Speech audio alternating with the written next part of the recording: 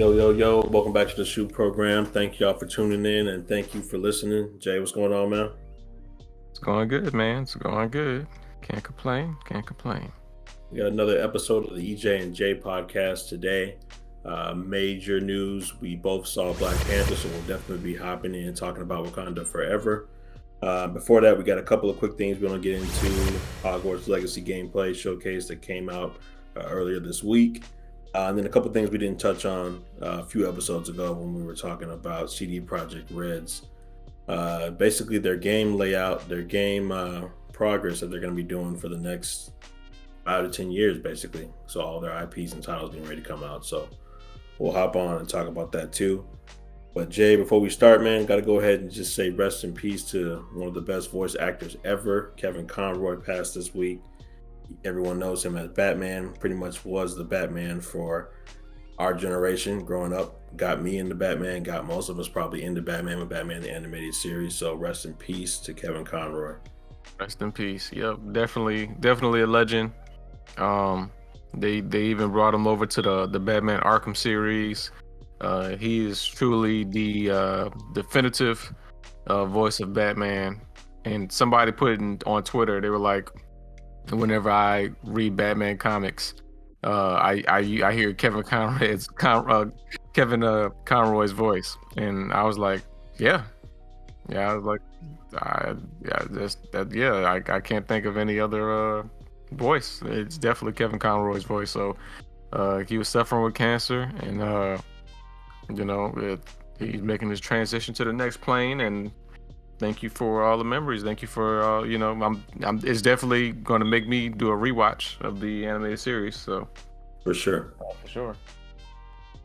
It's weird too because whenever they would put out like those DC animated shows and they had Batman in them, I was always like, Kevin Conroy better be doing the voice because recently they've had a couple other people do his voice, and while those guys were good, there's one guy in particular, I'm forgetting his name at the moment, but he's kind of like taking the torch a little bit because he's been pretty good as Batman. I would always tell myself I'm really hoping Kevin does the voice on this one. So yeah, man, rest in peace to him.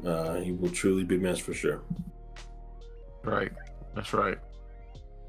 Real quick, let's talk about CD Projekt Red. Jay, as we know, they've released like their slate and schedule for games pretty much for the next 5 to 10 years.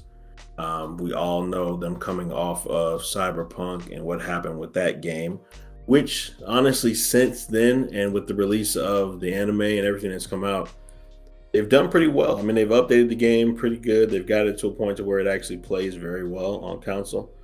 Have you got a chance to take a look at their outlook for the new games getting ready to come out? I didn't because not until you posted this, but I knew that they were coming out with an expansion. They kind of announced it a while ago. They were doing some kind of expansion for Cyberpunk around the same time that the anime came out on Netflix. So I knew that we were going to see something for Cyberpunk. The Witcher was definitely announced. We did hear a while back that we were getting a Witcher remake. I remember CD Projekt Red put out a Instagram post, and it had a new symbol of like a wolf medallion covered in snow. And I remember me and you were talking about it a little bit. We were wondering if this was maybe a series medallion, or this is like a new character, or maybe this is Geralt coming back, or who he didn't really die in the third game, so I mean he could still be out there, but I'm interested to see how this goes. But I think this is an official sequel series, I believe. So if I remember correctly, right? Yeah, from what I heard, you gotta take everything with a grain of salt right now. From what I heard from people was people saying it's a brand new 3-game trilogy, which that's confirmed. It is 3 games that are going to be coming out. But from what I heard initially was that Ciri was going to take over as like the main character. That's what I heard initially. Then a couple days ago, I was listening to another podcast and they were talking about it, and some people were saying that they may go a whole different direction and bring Yennefer in as a main character. So who knows at this point, bro? bringing Geralt back would be cool for me because I think I'm pretty much in the category of all the people who just played The Witcher 3. Like I didn't play the first two games.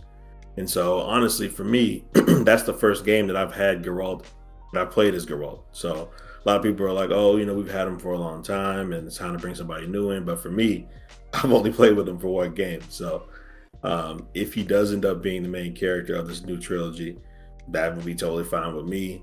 If not, maybe they could find a way, like they said, to bring in Ciri, considering the fact that she's a major part of The Witcher 3 too, and her story. So yeah, it looks like it'll be pretty good from whatever they do. And then, as we just talked about, the whole Canis Majoris, which is like the working title, is going to be the official remake of The Witcher 1, which I never played The Witcher 1. So it's going to be built in Unreal Engine 5, and they said they're going to build it from the ground up. So we'll see how that is. And that's going to be interesting because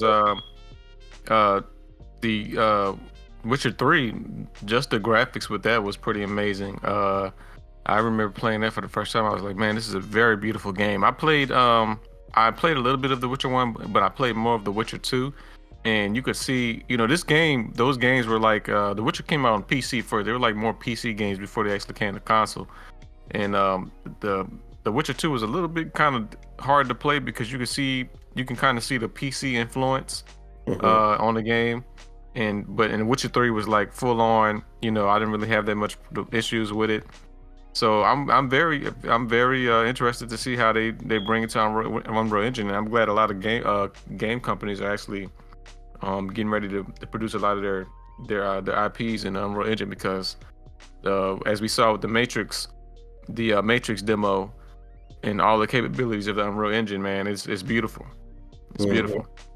And that was just the early test of it. Like we actually are deep, well, not deep, 2 to 3 years into the new console series. So yeah, it'll be interesting, man, to see how people can utilize it and do pretty well with it. Kind of like the Coalition did with Gears 5. I think they were like one of the first people to use Unreal Engine and really take it really far. So it'll be interesting to see what these new companies do with it. So yeah, I'm excited for sure. Right. Also, too, there's another game on their slate right now. It's called Cirrus, and that's supposed to be another Witcher title. They said it's going to be brand new Witcher IP from them, so we'll see what that means. And then they have another game called Orion, which is I think they've confirmed is going to be the Cyberpunk 2 sequel. We don't know if it's going to be Night City, somewhere else, whatever, but it's another Cyberpunk game, the sequel to 2077.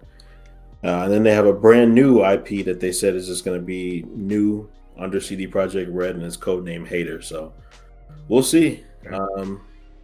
They're putting out. They're not giving us dates or just saying that these games are coming out, and that's a good thing. So yeah, I got faith in them. Like I said, I know Cyberpunk didn't come out to exactly what exactly what we were looking for initially when it came out, but turned out to be pretty good in the end, and so we'll see. Right. You will see. It's gonna be a while. Yep, it's definitely gonna be a while.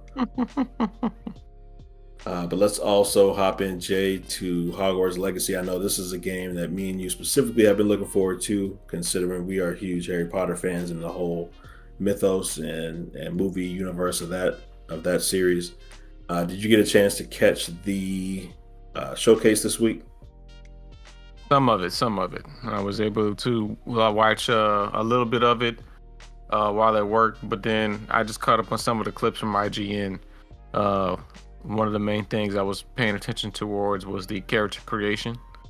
I'm kind of glad I didn't get to see a full tour of the game because maybe you can answer this, but I don't know how expansive this game is going to be, in the sense that like how long the game is going to be, and I did see that the side missions are actually classes.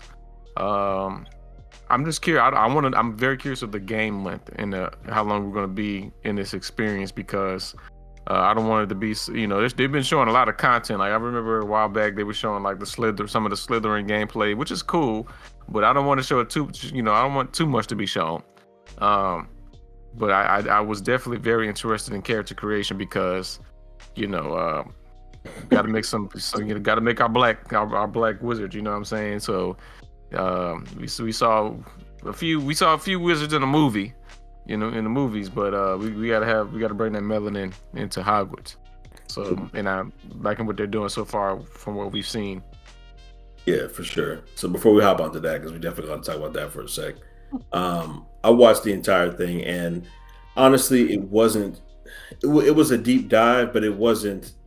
They even confirmed like we're not showing you all of Hogwarts. We're just showing you certain areas. Want you to get a feel for how it looks, how it is to walk around the school, et cetera, et cetera. So they really just kind of went to certain places and just showed off certain areas for you to see, like, okay, this is what this looks like. That this is what this looks like. Wasn't anything, like I said, too crazy to where you've seen every inch of the school. They said they wanted to keep secrets and keep things for people to find out when the game came out. We had a little light introduction to combat, which surprisingly looks very well. We're very well done. So that's going to be interesting to see like how you can do. They were showing like kind of combos you can do to do certain things, to get certain people in the air, use certain spells, etc. So that was really cool to see that. And then they ended it by basically taking us over across a bridge from Hogwarts over to this other area. And they were like, well, you can actually explore deep into like the lands outside of Hogwarts, but they said that they weren't going to show us that. That they would wait till closer to game time to give us like a quick view of what that is like actually outside of the school. So that was pretty cool. But like you said, the thing I was most interested in was the character creation, because, and this is saying a lot, and especially with out of all the games that have come out recently, a Harry Potter game has the best character creation for Black characters. The guy that was doing the walkthrough for them, he was like one of the community guys who was really into Harry Potter. It was a Black dude, and so when he was doing it, and they actually gave him the PS5 controller, and they're like, we want you to go ahead and just like go through and see what you want to look at, different things like that. And I was so happy when he actually went to like all the Black character faces and was able to like hover over them and see like the different things you can do with them. You can mold these characters, and and not even just like going in deep into the settings and trying to mold it, but the Black character presets just look like Black people. Black features, Black noses, cheekbones, ears, etc. Like everything, it just looks Black. And then the hairstyles, man, we haven't had Black hairstyles like that since 2K. So to me, this is going to be really cool for us in general. That is true. Yeah, the hairstyles and the hairstyles are modern too. So you got the nice little fades, and they got the 2022 hairstyles up in there. Exactly. Yep. 2022 hairstyles. They got dreads in there. They got short dreads. Like they really were like, okay, let's just make Black people, and so it's really just a whole bunch of Black people in the game, and different hairstyles that fit all of us. So right. I'm interested in that because, like I said, most of these games that come out, we get 2 character presets, don't really get any Black features, 2 Black hairstyles. So I'm really interested in it. Right. Well, we'll see more. Is it what's the official release date? Is this coming out in January, I believe? I think it's February 10th. I think it's February 10th. Yeah, I think it's. So they had a Black guy going through the character creation to make sure the Black people get the game, because they're gonna be able to represent themselves. Yep. And it's also coming out in Black History Month. Yep. Sounds like it's an agenda, fellas. Hey, you know what? They got me. They got me. So I will definitely be getting it for sure. Okay. But yeah, that was pretty cool. I'm excited. Yeah, for sure. Let's hop into the biggest news, which is going to be the bulk of the podcast today. And let's talk about Black Panther: Wakanda Forever. Jay, I know we have talked about this extensively over the last year on the podcast, and we have had our doubts. We had our high moments where we saw things that we liked. So let's just hop into it, man. What did you think about Black Panther: Wakanda Forever? 5 out of 5.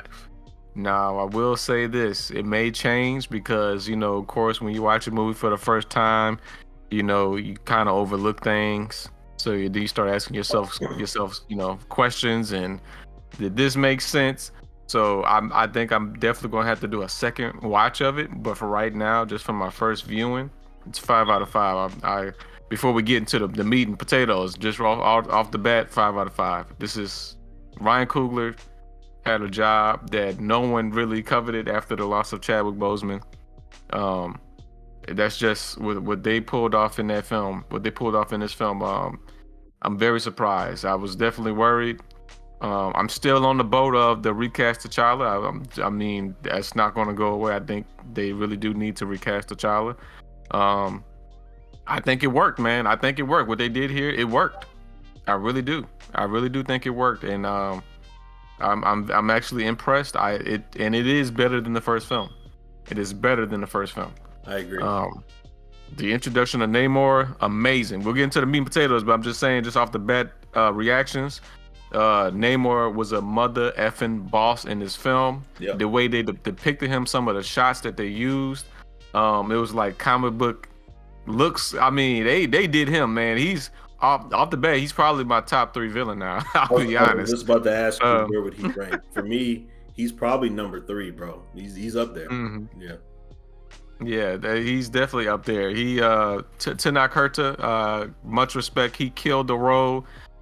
He's this one, and we're saying villains. He's definitely an anti-hero. He has his motivations and reasons for what he's doing. So he's not like a bloodthirsty villain in the sense of all the other villains, but he has his reasons for what he's doing. So he's definitely an anti-hero for sure. But in this film, he's a villain. Because of our main heroes he's the main objective for what's going on with our main heroes. Yeah. I've been hearing, I'm gonna say this, EJ, before you say this is my last thing I'll say on this for reactions wise, but before I even saw the movie, I've been hearing all the reactions about Angela Bassett. You're like, oh, she deserves an Oscar, and she did give an Oscar performance, but let's cut the shit. I'm about to get graphic with this. Letitia Wright held this fucking movie on her fucking shoulders. Let's get that shit straight right now. Give Letitia Wright her fucking respect. Okay?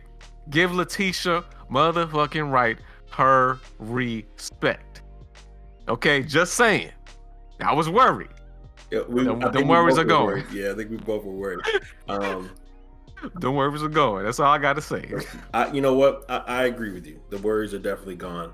But like you said, let's hop into like the characters, because I think this is an important part. And for people who have made it this far, obviously we're doing spoilers, so we'll put that in the title and everything before y'all watch the show. But what's crazy is I saw that thing too about Angela Bassett, and for me, I was like, man, she must be doing something crazy in the movie. But when the movie started, bro, I was like, damn, Angela is playing this character, bro. Like, and she's always been an amazing actress. So this is not the first time. Angela Bassett should have won Oscars for other stuff before now. Yes. But she just really played Queen Ramonda. Like, she just really played her just amazing in this movie. Like, we saw her in the first movie, and it was cool, and we were happy that she was cast in the role. But in this movie, she got a chance to like flesh out the character a little bit more. We got to see more of her interaction with Shuri, more of her interaction with like the other characters, her actually stepping up and becoming queen and taking over. And that scene, bro, when she went into the UN and and they, bro, I was like, that's the scene. If she wins, that's what they showing. That's what they're showing in the Oscars right there. Right. Because she killed that scene, bro. She went in talking about how they tried to take stuff from their country and everything like that. And she was like, we're not even gonna kill y'all people that tried to come in and steal vibranium for us. We're gonna be the bigger person in this situation, et cetera, et cetera. And I was just like, man, she's giving a super performance right now. So yeah, she did amazing throughout the movie. Like you said, my biggest worry was how Letitia was gonna do without Chadwick in the movie. Letitia was cool in the first movie, but I think I told you this. She was probably one of the weakest characters in the first movie to me. You know what I'm saying? So, yes, no, she was. I agree. So I was just like, okay, cool. She is what she is. But coming into this movie, you knew that the characters were going to have to step up and take over the mantle, and she definitely did that for sure. Watching her in the movie, the emotions in the scenes, and I think it was, not only great acting by them, but also they were just affected by everything that happened with Chadwick. And so I'm thinking that it just led more into how they portrayed their characters in the movie. But from the beginning of the movie, to when you had the silent intro with Chadwick showing up on the Marvel series to the very end. Like Letitia did her thing, man, and Mm-hmm. she had to come in and she had to prove to us that she could be Black Panther, that she could take the mantle, that she could hold an entire film. And like you said, man, she killed it. So much props to Yes, she her. did. I will say, in my personal opinion, after watching this, the breakout performance of this movie was Riri Williams for sure. I'm forgetting the name of the actress in real life right now, so forgive me. But Dominique Thorne. okay.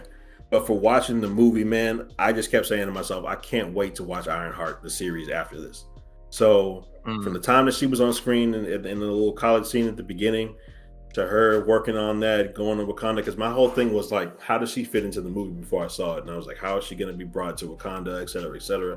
Like, was she already there? So seeing that she was a smart college student that was working on a project and had her ideas stolen from her, like as she alluded to, being a young Black woman and having her stuff just stolen, basically CIA using her ideas to build those vibranium detectors.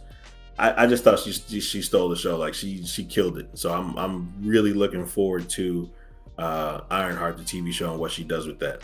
Last thing I'm gonna say, Jay, I'm gonna send it back to you for a second. You know how I feel about this character, and I initially told you that if he was becoming Black Panther, I would be pissed and I would walk out, which still would have been true. But Winston Duke played the hell out of M'Baku in this movie. He really did. I give him props. He was funny at times when he needed to be. He was serious at times when he needed to be. There's a part that I want to get to at the very end of the movie that we'll talk about probably soon here in a minute. But Winston Duke and the M'Baku character was very well utilized in this movie. And I'm happy that he played the role that he did in the movie. So, yeah, man, it was Right. strong performances from everyone all over. But I'm gonna throw it back to you and just see, how did you feel about Riri one? Because I know you didn't get a chance to hop into her character. Yeah, I wouldn't say she's the breakout character, but I think this was a great first introduction of her. She definitely killed it.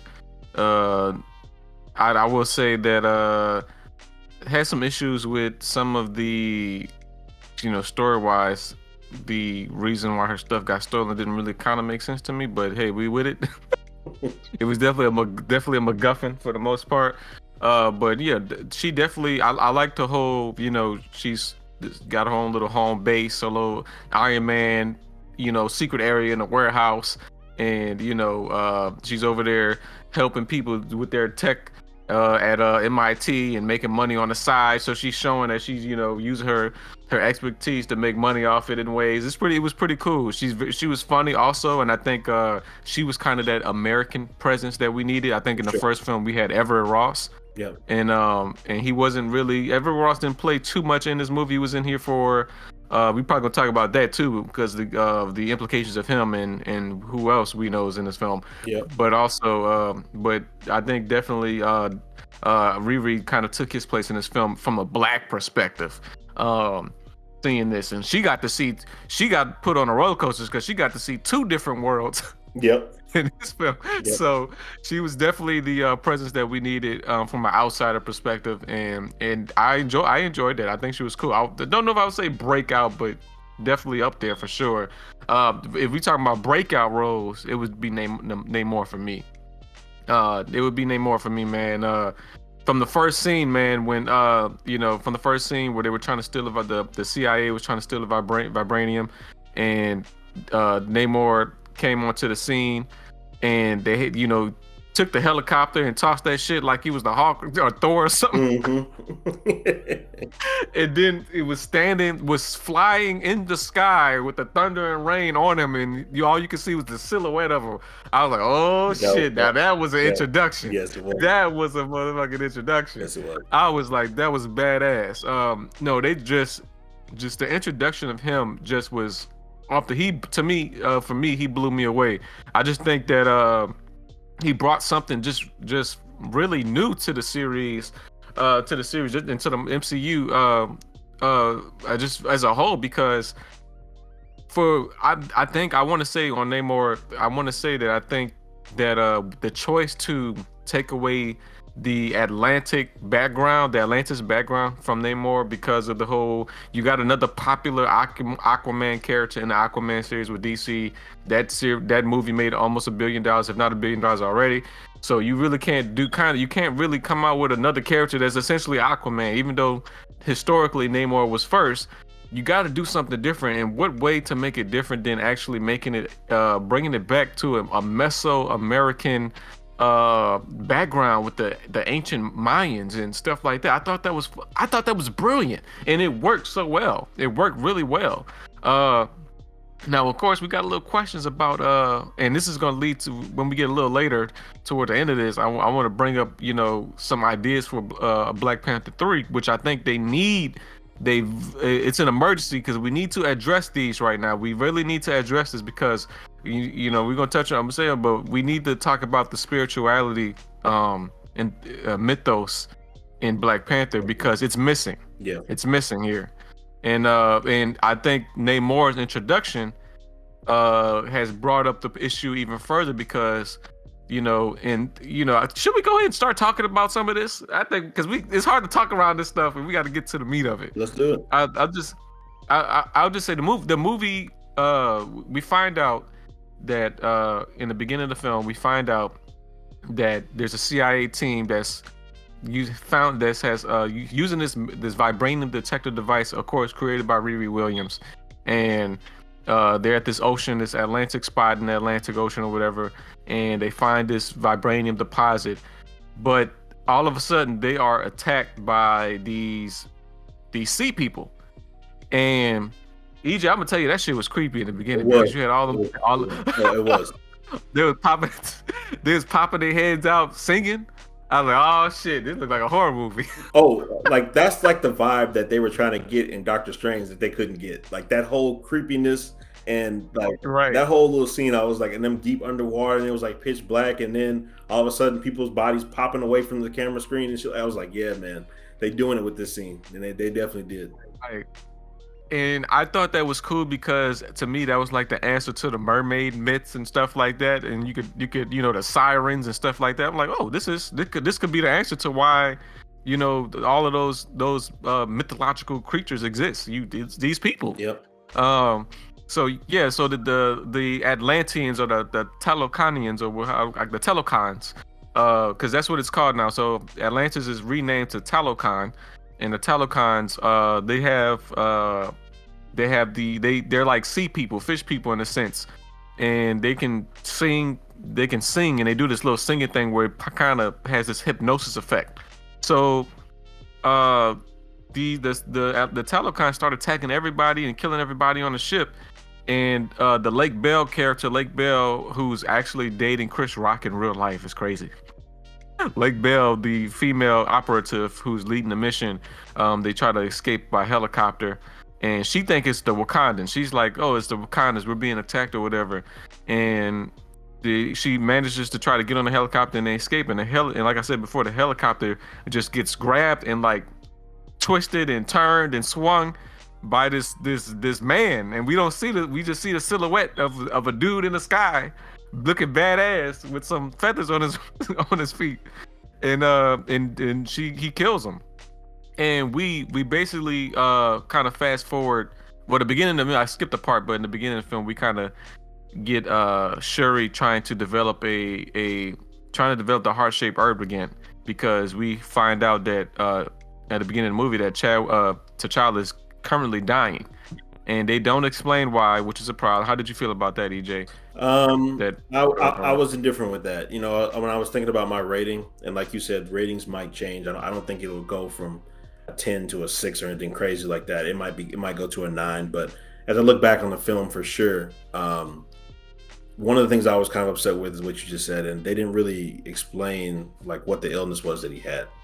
And correct me if I'm wrong, and this is just me maybe not knowing super in detail, but I thought I knew about like the heart-shaped herb and everything like that.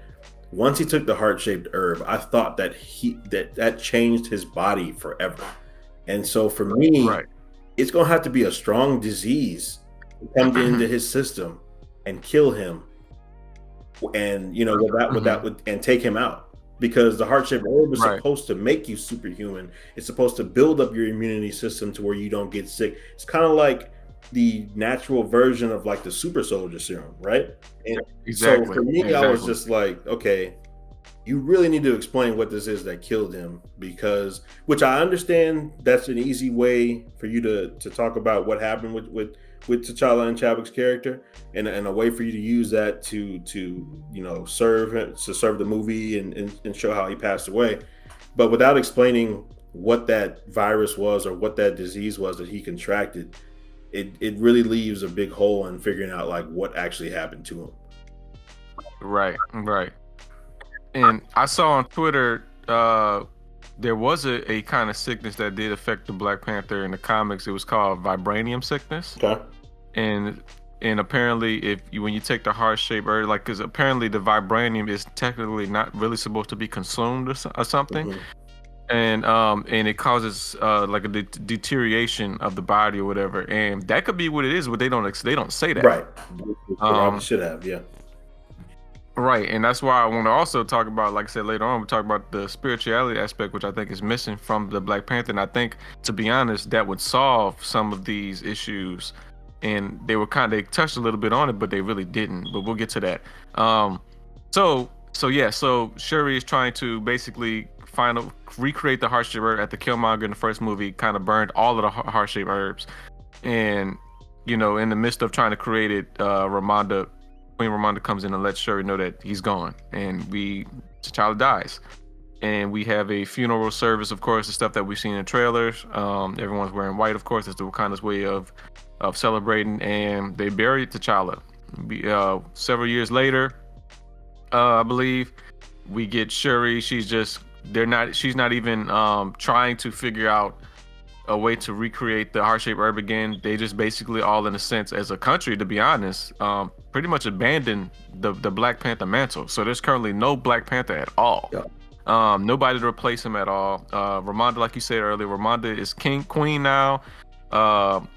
We have a scene of Queen Ramonda in meeting with the United Nations, and they're badgering her about sharing their technology with the world. But we know what they really want. They want the vibranium, and they're like, well, we thought you guys were going to share your vibranium. And like you said before, in a very powerful scene, Queen Ramonda lets them know, like, straight up, like, we know that y'all trying to be slick and be onto us now that we don't have a Black Panther and a king guarding us anymore. But we letting y'all know now that just because we don't have the Black Panther, we still look NIGGA. Right. Just letting y'all know. So, and in a very powerful scene, we kind of switched to a scene where a Wakandan lab is being attacked by some CIA. Oh no, not CIA. Some French soldiers. And all of a sudden, out of nowhere, the Dora Milaje coming out of nowhere and start kicking some motherfucking ass. And it looks like they getting killed. I thought they killed everybody, but apparently not. So Koye, and we get introduced to Anika, which is played by what's her name? Hold on, I got the cast list in front of me. Let me look for her real quick. She's from a TV show that Dorian likes, actually. Yeah, I know what you're talking about. What's her name? I think she's from Ghana, right? Or she's from she's for sure. Some kind of chewing gum, something like that. Chewing gum, so whatever. She's like it's like a comedy TV show on HBO or whatever. Mm-hmm. But yeah, Michaela Cole. And apparently she's in a relationship. So she's a relationship with the character Ayo, who's like second command of Dora Milaje. So we got an LGBT character in there. I heard the LGBT people weren't too happy with that because it was very light. They didn't really touch on it too much, very light. But either way, she's an introduction. She's introduced into the fray. And we get that scene kind of switches back to the UN meeting, and all of a sudden the soldiers start the Dora Milaje starts bringing the soldiers into the UN room, Ramonda letting them know, like,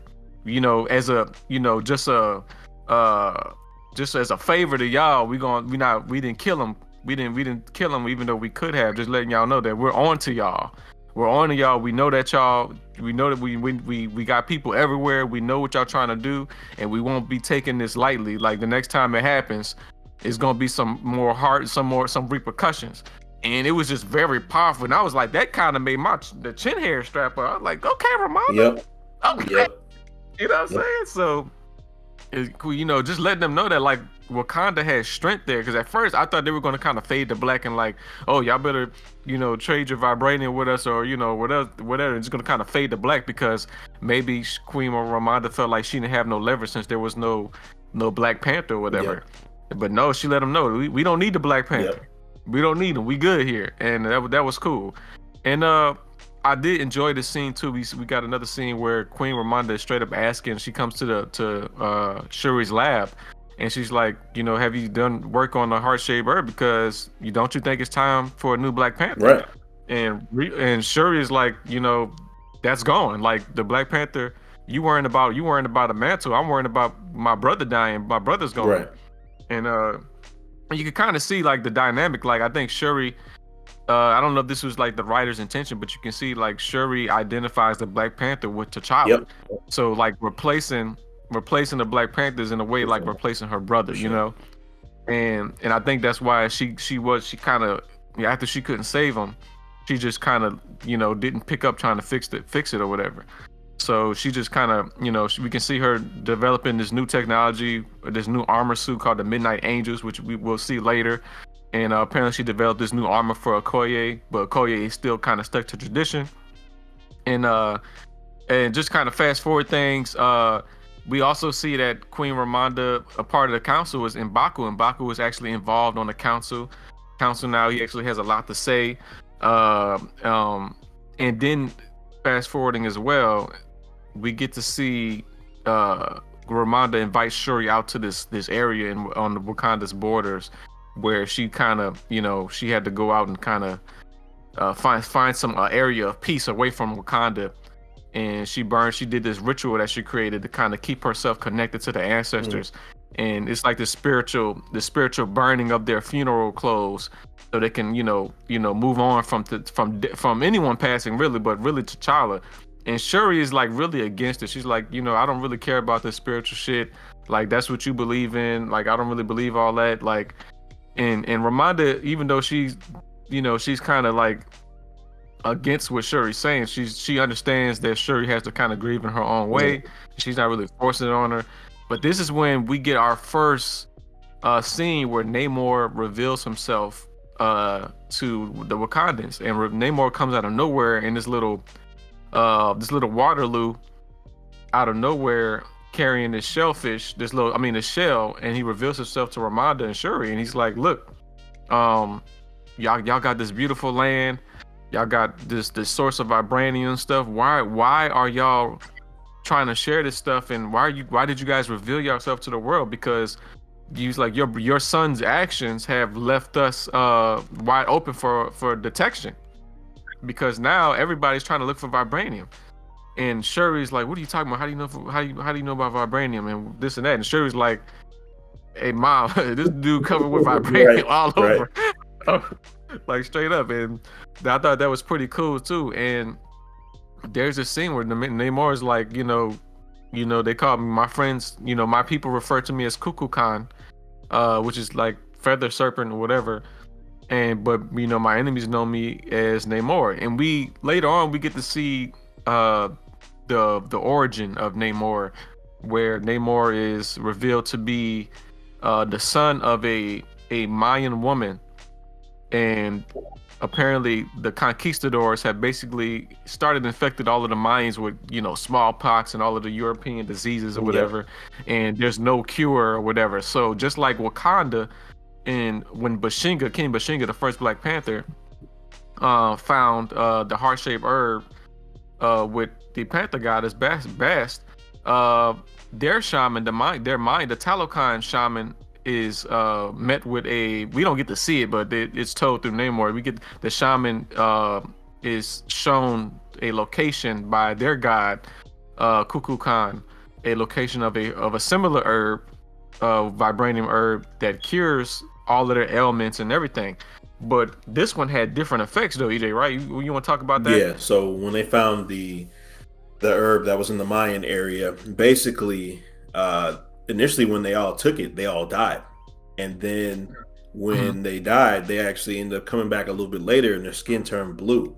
And the movie goes on to tell everyone that after they took the herb and their skin turned blue, they weren't actually able to breathe oxygen in the air anymore, that they were able to breathe it from the water.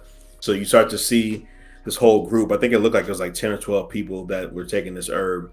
You start to see that they ended up going into the water. And that is like the origin story for the Talokan, right? The Talokan people. Going into the water and then getting ready basically to build their civilization under the water. I'm glad you brought me to this point too, because I want to talk about this for just a second and we can get back to the storyline. It's weird though, because we say that Namor is a mutant. Obviously he's a mutant in the comic books and he's a mutant in the MCU, which they've confirmed. So are they trying to go the route of vibranium as one of the sources of mutant powers? Because Namor is a mutant. He didn't really, I mean, obviously he was born, his mother took the herb when he was in her womb. Because initially they say in the movie that she didn't want to take it. She thought that it would affect the child. And the guy kept telling her, no, you still need to take it because there's a possibility you might die. And also it'll probably be a positive effect on the baby, et cetera, which it honestly did. Namor became basically the strongest of all the people that were under the water, the Talokan people. He was born with those wings on his feet. So he's able to fly in the sky and everything else. He's able to breathe air like we can, but also breathe air underwater. So the whole Aquaman type thing too. I'm just interested to say, because they were saying in the movie that he's been around for a long time, and so basically since the 1600s, Namor has been alive. I'm wondering how the mutant thing is going to tie in with him. Does he already have the mutant gene, and the vibranium plant is what awoken that gene in his body to make him fully realize his mutant potential? You see what I'm saying? So I think that's what it is. Where they go with that, because homegirl in Miss Marvel, she obviously has no connection to vibranium at all, and she's a mutant as well. So hopefully, and like you just said, I'm thinking maybe the vibranium unlocks a mutant gene in Namor to fully realize his mutant potential. I think that's exactly what you said. I think what happened is, I think Namor was already a mutant, but his the vibranium that vibranium just pretty much activated it sooner rather than later. And the same thing with like in Miss Marvel. Miss Marvel's like her using those bands, those quantum bands, kind of activated her mutant gene. So I think it's the same way. So I think that's what they were trying to explain. That I think that's the route they're going, because of course, if everybody consuming vibranium, then everybody gonna become mutants then. So, and in a way, and to be honest, even though Namor says he's a mutant in this film, it could be perceived in two different ways. It could be perceived in the sense that mutant as in evolution, like the X-Men, or he could be seriously saying it directly, like he taking that vibranium literally mutated him. Like, because you can look at all the Talokans as though what they are kind of mutations. True. Like if you think about it in a way, because the black it ain't like all the Black Panthers turned into Panther like people. Exactly. The only reason I say that is because I did watch a interview. I think it was with Coogler and it was with Kevin Feige. They confirmed that. I know he does say that he's a mutant in the movie, but they did confirm that Namor is in fact a mutant, like X-Men type of mutant in the movie. Right. Like you said, I'm guessing they're just going to go with the route of vibranium brought something out of him and made him into the person that he is currently. So, which I'm fine with. Going back to that scene though, it was just really cool when they showed him like growing up a little bit, and he was probably like 10 or 12 years old, and they go back to the surface world to bury his mother when she dies. And I think we noticed this in the trailer too, but I'm just gonna go ahead and say it for people who haven't seen the movie yet. But their skin is blue when they're outside of the water, but when they're in the water, it's not blue anymore. It's just they're regular. They look like regular Mayan people. Like I saw it when they went really deep down into the ocean. You could see that their skin was normal. Right. Doesn't really turn blue until they come into contact with just natural oxygen in the air. So that was really cool too. And then seeing Namor when they came up and they buried his mother, And then they had like the conquistadors that were basically making slaves out of their people, and they burned the house down. And Namor did his first little thing with the wings on his feet, and he went up into the air. I thought that was a cool little scene too. Um, Yes. Namor, like you said, overall, Namor was just a badass character. Top three Right. Marvel villain for sure. You felt the stakes and the weight of his plight, which I don't think you feel for most of these villains that they've been coming out with recently in Marvel. So that was really cool to Right. see. Spoiler, I'm happy that they didn't kill him off, because Marvel has a very bad habit of getting Yep. villains that are really cool and great and have and are very nuanced and have depth to them, and then taking them and killing them within the same movie. We can go back to Black Panther 1 with Killmonger. We can say the same thing.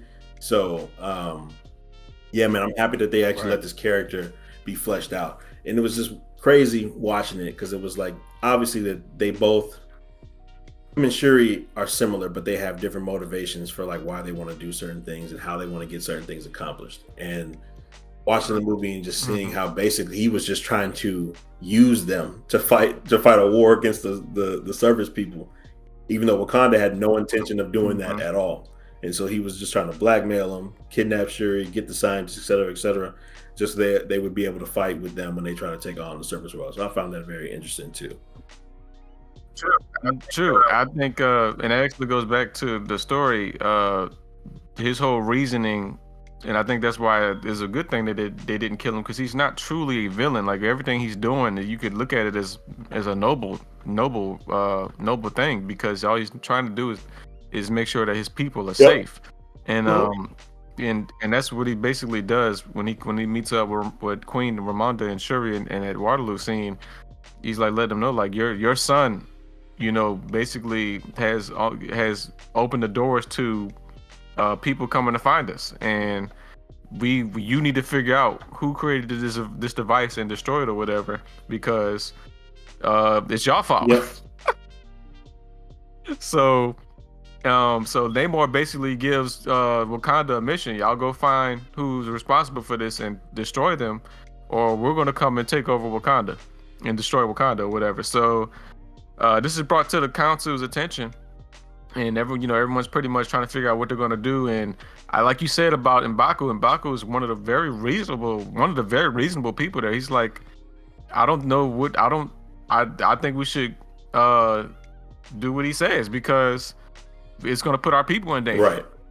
And they pretty much sign up for it until Shuri and Okoye are sent out against Ramonda. Ramonda doesn't really want Shuri out in the field because she's kind of still emotional and not in the best state. But Okoye talks Ramonda into doing it, thinking that maybe being out in the field will actually get Shuri's mind off of her brother.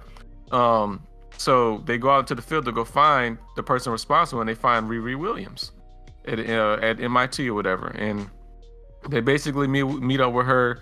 There's some little funny banter back and forth with Okoye, and Riri is over there making ball jokes, and which was hilarious. Yeah. So she definitely has some comedy. I don't know if it ain't on a Tony Stark level, but she's definitely has some comedic effect there. But we also find out that apparently the CIA has been tracking Shuri and Okoye, and now trying to get Riri too, because of the machine is destroyed. So of course they want to get that machine back or whatever.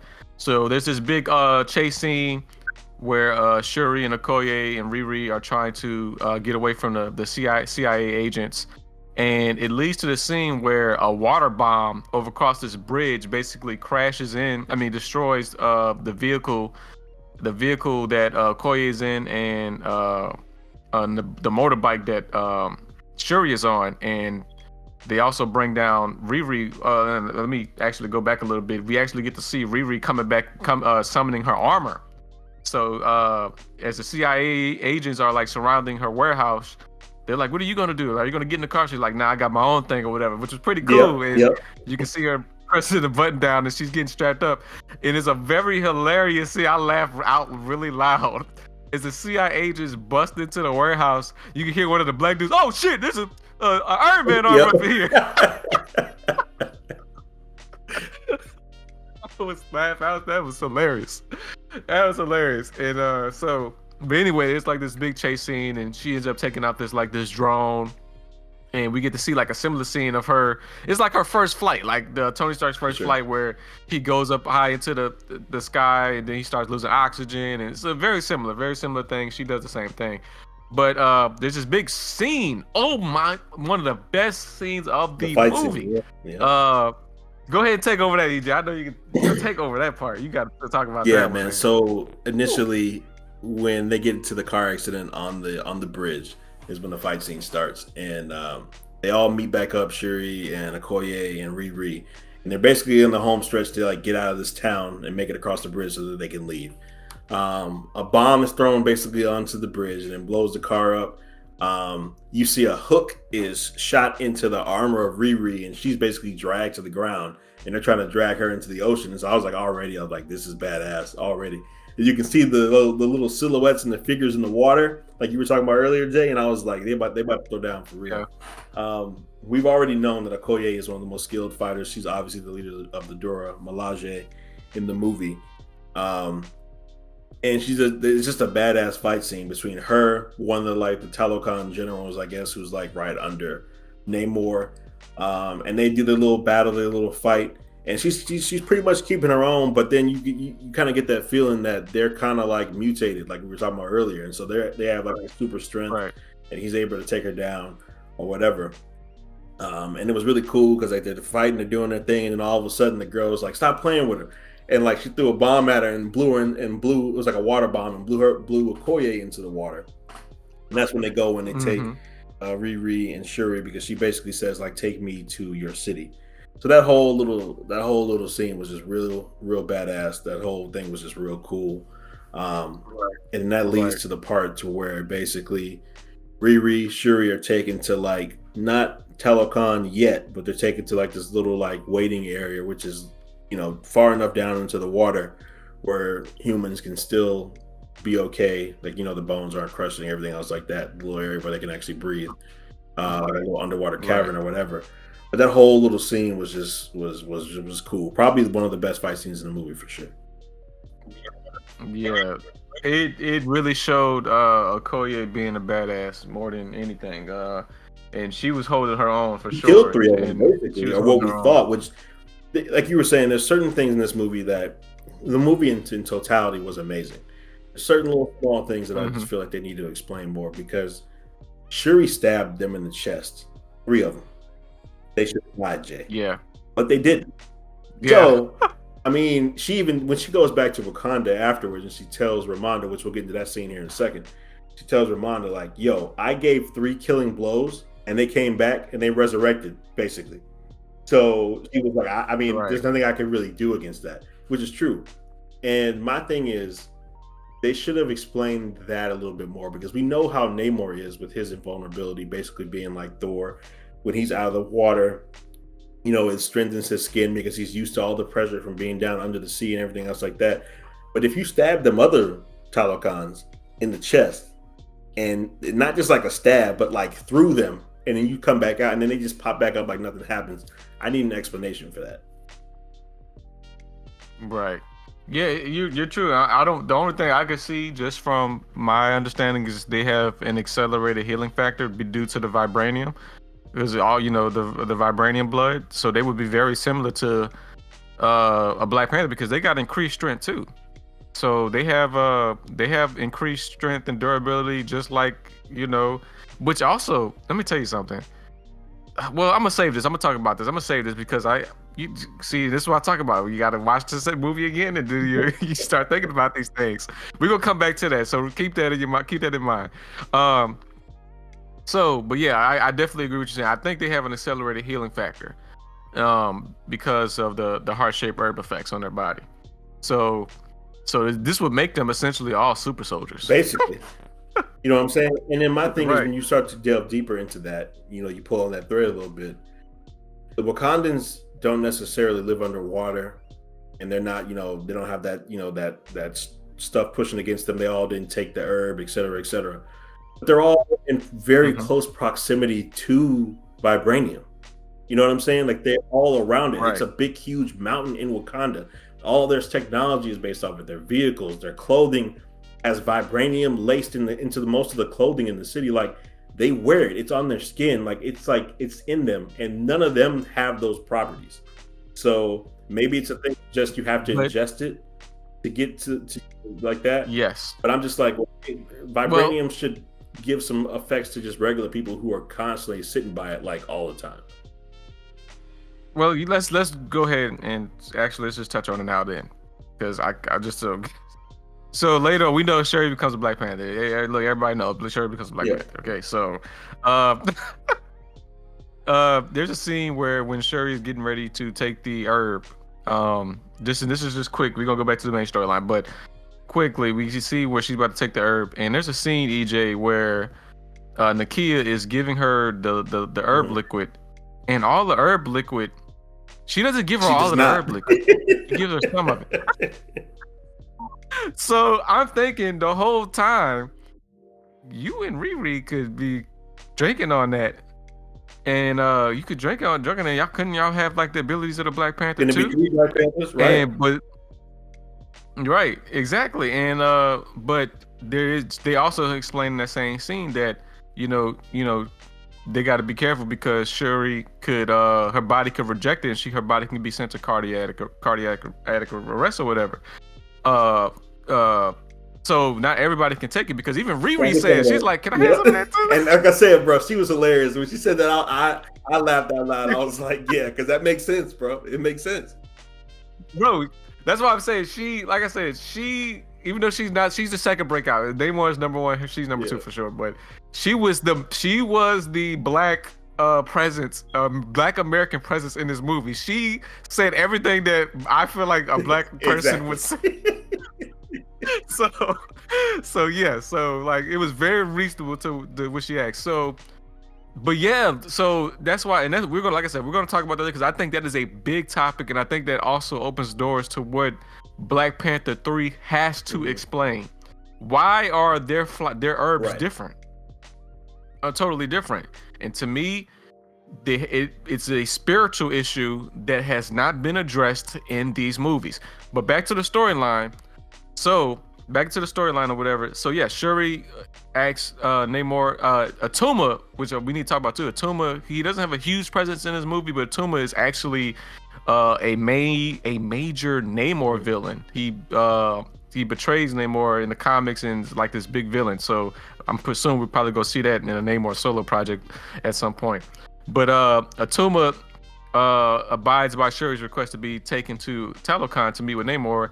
And there, at that time, when Shuri and Riri get captured, and Shuri basically has a long time with Namor, and Namor basically explains the origins, which we already talked about before, so I'm not going to retread that, but explains his origins there and reveals to Shuri that he's a mutant, and explains the history of Talokan and all of these things or whatever.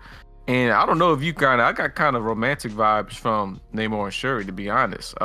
It was very intimate in a sense between them two at certain points. I thought like there was kind of, I don't know if they were trying to make some little romantic shipping between them two, but it didn't get there because Shuri straight up let Namor know that, we're not going to let you kill this girl. So is there a way that we can come to this from a peaceful resolution or whatever? And Namor is like, I'm gonna give you some time to I think Namor is thinking about it or whatever, but then Namor is like, no, we have to kill her.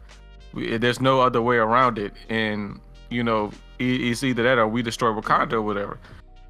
Around this time, we find out that Ramonda has Okoye has returned, and Ramonda has basically stripped Okoye because basically, she's like, dude, you lost my daughter to the enemy, and I just lost my son. The second most powerful scene by Angela Bassett in that movie. That whole scene, stripping her of the title and everything. And in my mind, I'm sitting here like, bro, it ain't her fucking fault. Like, you can't blame her. Like, she killed 3 of them. They came back to life. Then I'm just like, bro, you can't do this. But it was just a super, super powerful scene, and major props to Angela Bassett for that, for sure. Right, and shit, and Okoye was crying, begging for her position too. I was like, damn. But I will tell you this too, and she said that she's like, you even stood with the with Killmonger against my family. I was like, oh damn. I was like, yeah. I was like, yes. I was like, the queen got a point. You sure did. You sure did. I was like, damn. So it's like, I was like, damn, Queen Ramonda been holding on to that. For sure. She ain't never forgot that. So yeah, so she basically strips Okoye or whatever, and even M'Baku can't say shit. He over there like, he was like, maybe we acted too harshly, like, you know what I mean? Right. So yeah, so she's like, I lost all my family, I lost everybody now, and I don't know if my daughter is alive. Like that's it. Like, so Ramonda goes to the only person that she think can handle the job. So she travels to Haiti, where Nakia has been basically been all this time. And she meets up with Nakia, and she tells Nakia like, hey, why didn't you come to the wedding? I mean, to the funeral. And Nakia's like, I just didn't, I didn't want it to be final. Like, if I went to the funeral, it would have been final for me. Like, Ramonda was like, but you just have to overcome it. Like, it has to be final. Like, it's something you have to move on with your life. And she was like, she couldn't do it. She was like, it was just hard, So, but then she tells Nakia of the situation with Shuri and Namor. So, which was cool. We got to see Nakia return back to her War Dog days, where she goes to some area in Mexico, and she's like investigating with the locals about Namor, trying to find his location. So she eventually does. We don't exactly know the details on how, but it's kind of glossed over, but somehow she finds it. And she, it was just kind of weird to me, EJ, because I'm like, damn, everybody else couldn't find her, but you just go talk to the locals and now you could go find her. Okay, all right, okay. So Nakia is able to travel down to the little holding area, and she basically rescues Shuri and Riri before they could ever really get to some kind of resolution on what to do with Riri. And Nakia ends up killing two of the telecon security people or whatever.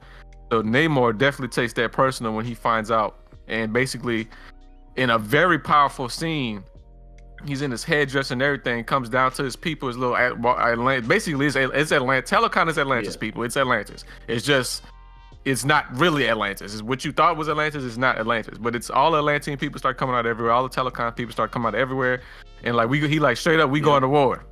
And they have their own like Wakanda Forever salute, but it's like the Kamehameha. Hey, you know what though? Let me just pause for a second on that.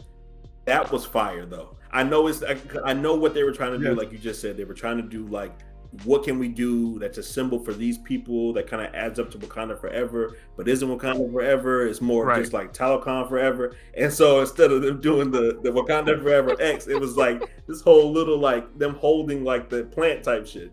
And I was like, you know what though? That's very like, it's really cool because you automatically connect it with Wakanda Forever. And it's like their own little thing of basically showing like solidarity between their people. So that was cool for me. I know it's kind of cheesy or whatever, but I enjoyed that. Mm-hmm. Yeah, I actually thought that was cool. And apparently that's a thing that ancient Mayans did, which I thought it was cool.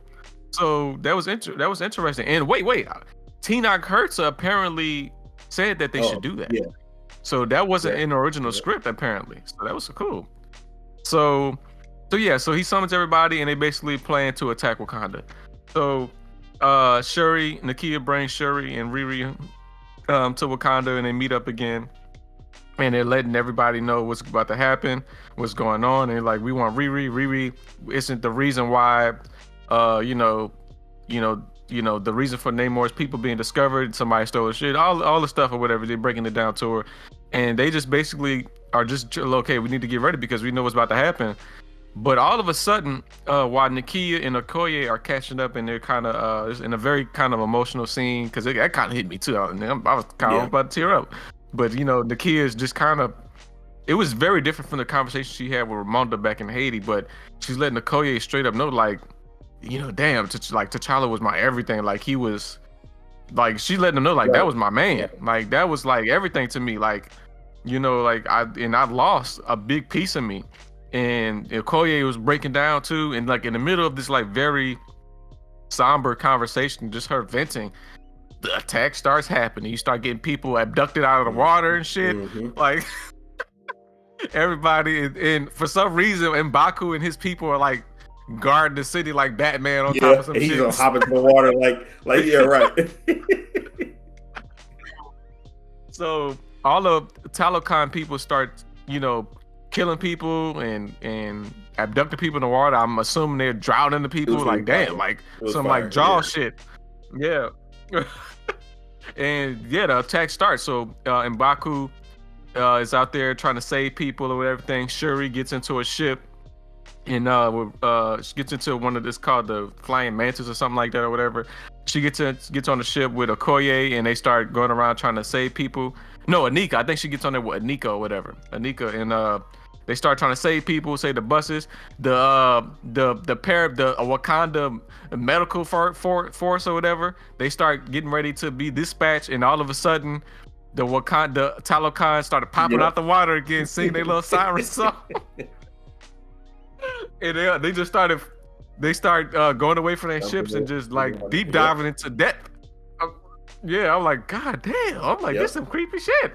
So. Yeah, so this big battle starts going on, and like they just wiping out everybody in Wakanda essentially. And there's this one scene where pretty much everywhere the Talokans are just beating the shit out. They're winning, and Namor is flying up there destroying all the ships and stuff like that, just with ease. And we get to see how his flying abilities work. He's over there acting like moving like he a spaceship, and thin air can stop at any moment. Yep. And flying like he's Superman.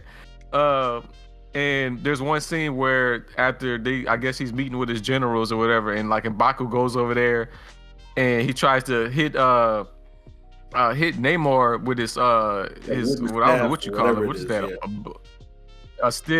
A wooden staff or whatever. And like Namor just immediately puts his arm up and like deflects it without no problem and just jabs. Yeah. And then just jabs M'Baku in the chest effortlessly and sends this dude flying. And I'm surprised M'Baku is alive.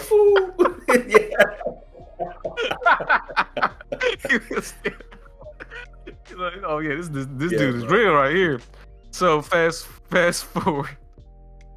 Namor goes to he flies up toward the main throne room. And is trying to break through it or whatever, and he's like, "Give me the girl or whatever, give me the girl." And Ramonda's like, "No, we're not going to do anything." And then all of a sudden, he ends up flooding the throne room, and in a very sad moment, Riri and Ramonda get sucked into the bottom of the throne room, into the water, and Ramonda's about to make it, like she's closer to the top of the water, but then she realizes Riri has sunken and is unconscious down, so she goes back in a very heroic move, but ultimately very sad because she ultimately loses her life and eventually drowns after trying to save Riri. And they try to revive her. They try to revive her, and they manage to get Riri back, but Ramonda is gone. Very sad, very sad. And she goes out like a G. I will say that. Expect Ramonda to die in this. I will say I think some of the stuff I probably could have guessed in the movie. I didn't think that they would kill Angela Bassett's character that quickly, because for me, they've made Riri like this Peter Parker type figure, and she has nobody left. You know what I'm saying? Like, she lost her dad in the first movie in Civil War. Then she just lost Chadwick. Now she lost her mom. Like, I didn't expect it, but I will say that is just great writing though. So yeah, exactly, right. And I just think with her death just made everything kind of come clear for Shuri later on. But so yeah, Namor is like, look, give y'all some more time to think about your choice. We're gonna come back in a week, and then we're really gonna destroy what's left of Wakanda or whatever. Which is didn't make sense to me, to be honest. But I think maybe an argument, because I was like, man, Riri's right there. You can pretty much, they're defeated. You defeated them. You take Riri now. But I think that's where the anti-hero comes in. Is that I think Namor, he kind of empathized with Shuri, and she had she lost her mom just now. So he's like, I'm gonna give y'all some time to Yep. bury y'all dead, and we gonna come. You don't give up. If you don't give up, Riri is we done talking. That's it. So they of course they bury Ramonda and have a barrier for meanwhile I need to catch back up with this. Meanwhile, while all this is going on, Everett Ross is like he's been communicating with Ramonda before she died. Everett Ross was trying to figure out what was going on, because he's like, hey, the CIA think y'all doing all this stuff, and if there's something else going out there, you need to let me know. But Ramonda's like, I can't tell you. You just gotta trust me or whatever. And the whole time we find out that Everett Ross is married to the character, what's her name? Yeah. Val, yes. Valentina Allegra de Fontaine. We're just gonna call her Val for short. But apparently she's like Lady Hydra or whatever. And she's the reason why the Thunderbolts movie is gonna come together. So she's like building up her own version of the Avengers, like the Suicide Squad. And we find out that she's the leader of the CIA, and also she's the ex-wife of Everett Ross. So we have that in the backdrop. That'll come back later. Everett Ross didn't have a huge role in this film, but some stuff that come to play with connections to other things. But back to the main story, they have the funeral, and there's a very intimate scene, I think, between M'Baku and Shuri. You want to talk about this? Which part of the game you talking about? This is the funeral scene with M'Baku and Shuri when M'Baku's talking to Shuri. So Queen Ramonda dies basically, and M'Baku and Shuri are having an exchange, and basically he's just letting her know. Trying to think of the exact words that he told her. He was basically saying that the elders had come to him, and they were telling him like they wanted to seek refuge at the Jabari tribe right now. They were trying to figure out the next steps they were going to take against Namor, because basically Namor just came and kicked all their asses. And so she was telling them like, yeah, that would be great if you could do that, and that they would definitely be in debt to you if you let them come stay with them. So he was asking her like, hey, what are you going to do? What's going to happen next, et cetera, et cetera. How do you feel? And she's just basically telling him like she doesn't really know how to handle everything, but that she kind of wants to get revenge. And so you can already tell, like you can see it in her. She wants to kill Namor. This is like when you can first see it. Like she's lost everybody. She has no one left. Her only thing she can think about at this point is revenge. And so that is when the whole thing kicks into gear of her basically trying to, correct me if I'm wrong, but this is when she goes to the part where she's trying to recreate the herb, right after that scene. She's trying to figure out exactly what she couldn't do at the beginning of the movie, which was recreate the heart-shaped herb. But she remembers that she has the bracelet that Namor gave her in the beginning, that he said I believe that was that the same bracelet that his mother wore? Yeah. Yes, his mom wore. And parts of that bracelet were made from like the earth and the sands, were the heart-shaped, or not heart-shaped, but the herb that Namor's people had initially taken before they went into the water. And so it has like all the elemental compounds of the plant, their vibranium plant, that they didn't have in Wakanda. What she did was she used the bracelet, and she took like strands of the bracelet and parts of like the little metal pieces in the bracelet, and she also compared it to Namor's DNA to kind of see like what are the missing pieces in this DNA sequence, so that I can figure out how to recreate the herb. And come to find out that and T'Challa's DNA as well, so she could see exactly what she was missing from trying to figure out how to recreate the herb.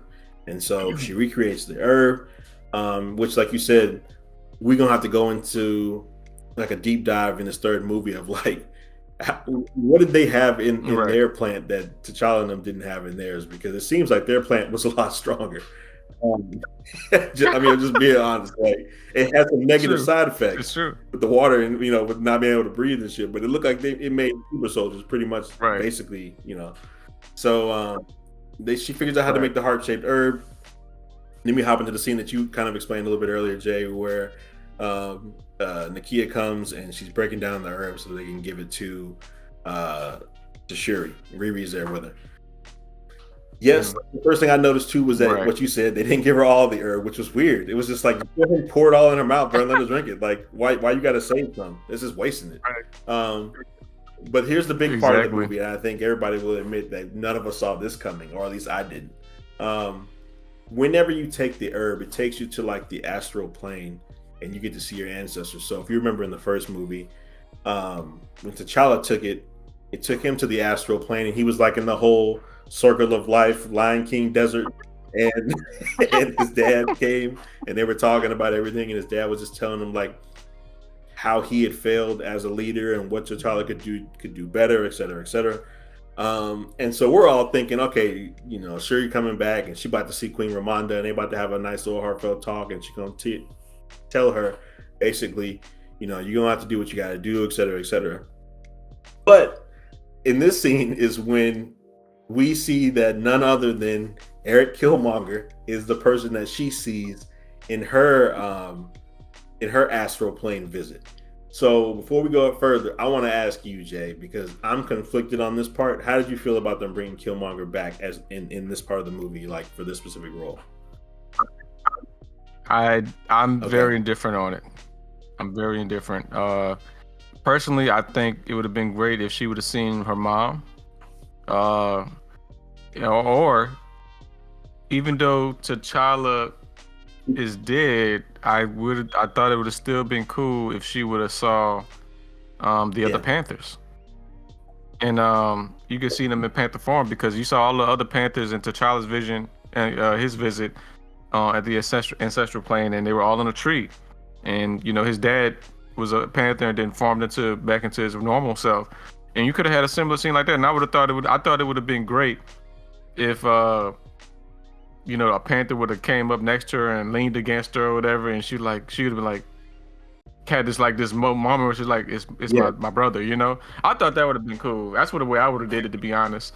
And but I do understand that she's on a track for vengeance, and I think that's probably would ignite it. And I also will say, I think this is why she won't be the definitive Black Panther in Black Panther 3, or probably going forward after this, because yeah,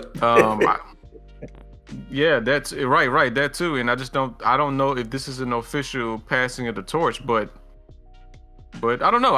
It's so many questions. It's so many questions of this particular scene. But I was indifferent, but I understand what they were trying to do. I'm the same way, bro. I was indifferent when I saw it initially. He goes on to tell her like, hey, you're seeing me for a reason. And then he starts to talk about like the ways that her father had failed, the ways that T'Challa had failed. Her father had killed Killmonger's dad, his brother. T'Challa had let Baron Zemo live, even though Zemo had the bomb and killed her and T'Challa's dad, and Chadwick let him live. Her mom, instead of her mom living, her mom gave up her life to save Riri. So basically, he's going over all the ways like that her family has failed, and he was just like, you can either do it the noble way, like your brother, like they did, or you can do it my way, and you can get revenge. Which I get it, like you said, I understand why that would be there, because in the state of mind that she's in, she would see somebody who has that same similar mindset. But I thought the astral plane was for you to visit people who are going to bring you peace and talk you into making the right decision. But that's neither here nor there. Right. It is what it is. Honestly, I think they just brought it back because him and Brian Coogler and Michael B. Jordan are homeboys, and they were trying to figure out a way to get him in the movie. And so they were like, that's the best way we can get you back into the movie.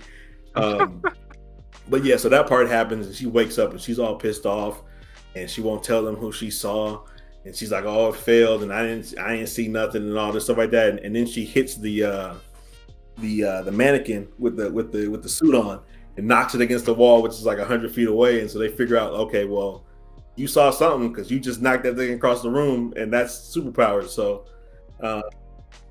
basically, they figure out that it worked, and she goes and she sees, and the kid tells her, well, the next thing you need is you just need a suit now. And so they kind of go to like the first two Black Panther helmets, and you get to see the older one, which I guess they're assuming is her father's.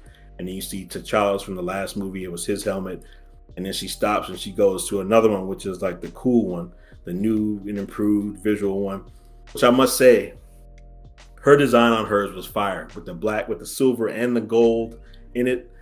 I will say the design of her suit was very, very fire. So that was really cool. First off, where she had time to make that at? That's what I want to know. 2 seconds. So I was like, she got it. Yeah. Right. I was like, you been playing this whole time to be Black Panther? You didn't want to let nobody know. And then, fast forward, they go over back to the Jabari tribe, and they're having a conversation about what to do with Namor. And he's like, I don't know what the next course of action is. We're going to have to figure out something. And then she just comes out of nowhere, and it was a whole just fire scene. The plane flies over, and she just shoots down into the middle of everybody with the new suit on. That was just a fire scene. They did this movie very, very well, which is why I initially gave it a 10. And like I said, for right now, I'm gonna keep it at a 10. But it was just very well shot. And so she does the scene where she flies down in front of everybody, and then she takes the helmet off, and she's got the Killmonger braid. The Killmonger braid. Yes, she does. Yes, she does. They thought I wasn't gonna notice that, but I noticed that because her hair has not been like that the whole movie. Yep. I was like, this baby Killmonger right here. She got the Killmonger braid. She's trying to go kill this nigga Namor for real. So, so she's telling them like, hey, right. We'll figure out what to do, but let me talk to M'Baku by myself for a minute. She basically tells M'Baku like, bro, I'm gonna kill him, and you're gonna help me. This is what we're gonna do. No questions asked. Like, you can tell them what you want, but this is how we're gonna do it. And then, oh, wait. But talk about that moment where when she landed, you gotta dress that up a little bit more, EJ. When she landed down, what happened though? Like, cause that ignited the fuck out of me. What are you talking about? Like, so like when she landed down, everybody's like, oh shit, and then M'Baku got so excited and like, what the and then stood up, and then they did like this little arm wrestling thing. Bro. You know what? I totally forgot about that. Let's get my mind. Yeah, so basically, in my mind, what it was like a signaling of, did she really take the heart-shaped herb? Is she really the new Black Panther? Is she really powerful? Because he was like, old Shuri ain't gonna be able to do no arm wrestle type thing with me. Like, I'm gonna whoop her ass in 0.2 seconds. So like they do this little thing, and initially it looked like it was like one of those, like, how we do like what's up type things, but then it went from that into arm wrestle, let me show my strength. And then he was like, oh okay, so you are strong. And he was like, this is a new Black Panther, whatever. Like, so that was a fire scene, bro. That was a fire scene for sure. Right, because it was just amazing. Because everybody, like, after that, everybody officially accepted her. She was like, "Yep, the Panther's back. The Panther's back." And throughout the whole movie, they kept referring to the Panther. This is right, Panther. Here we are, Panther. I was like, it was like they were so excited to finally have Black Panther, but they didn't wait so long. I 100%. I don't know how I forgot about that, but yes, that is definitely the part that happened as soon as she came down. And when she took the helmet off and she had the Killmonger braids, yes, that was definitely the scene. So right, yeah, that was super fire, man, super fire. But that leads into basically the fight. And I need to ask you about this because this is another thing to me that didn't make sense. So they kept saying, Jay, that the Talokan people are really strong with water, right? Obviously, they live in water. So Shuri's plan is to take them out into the middle of the ocean?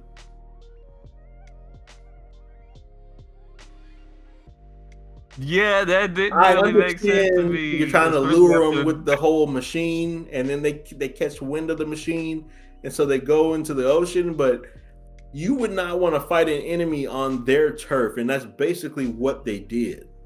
So I didn't understand that part at all, because a lot of Wakandans died doing that. So yes, they did. So yes, they did. After that fight, it was only like the main people. 5 or 6 people were left: the Dora Milaje, and M'Baku, and Riri, and some other people. Yes. Right. Yeah. Shuri. That was a bad call on Shuri's part, but like I said, I gotta watch it. I gotta do a second watch to see what she was trying to. that she just got a whole bunch Yeah. of Wakandans killed that day.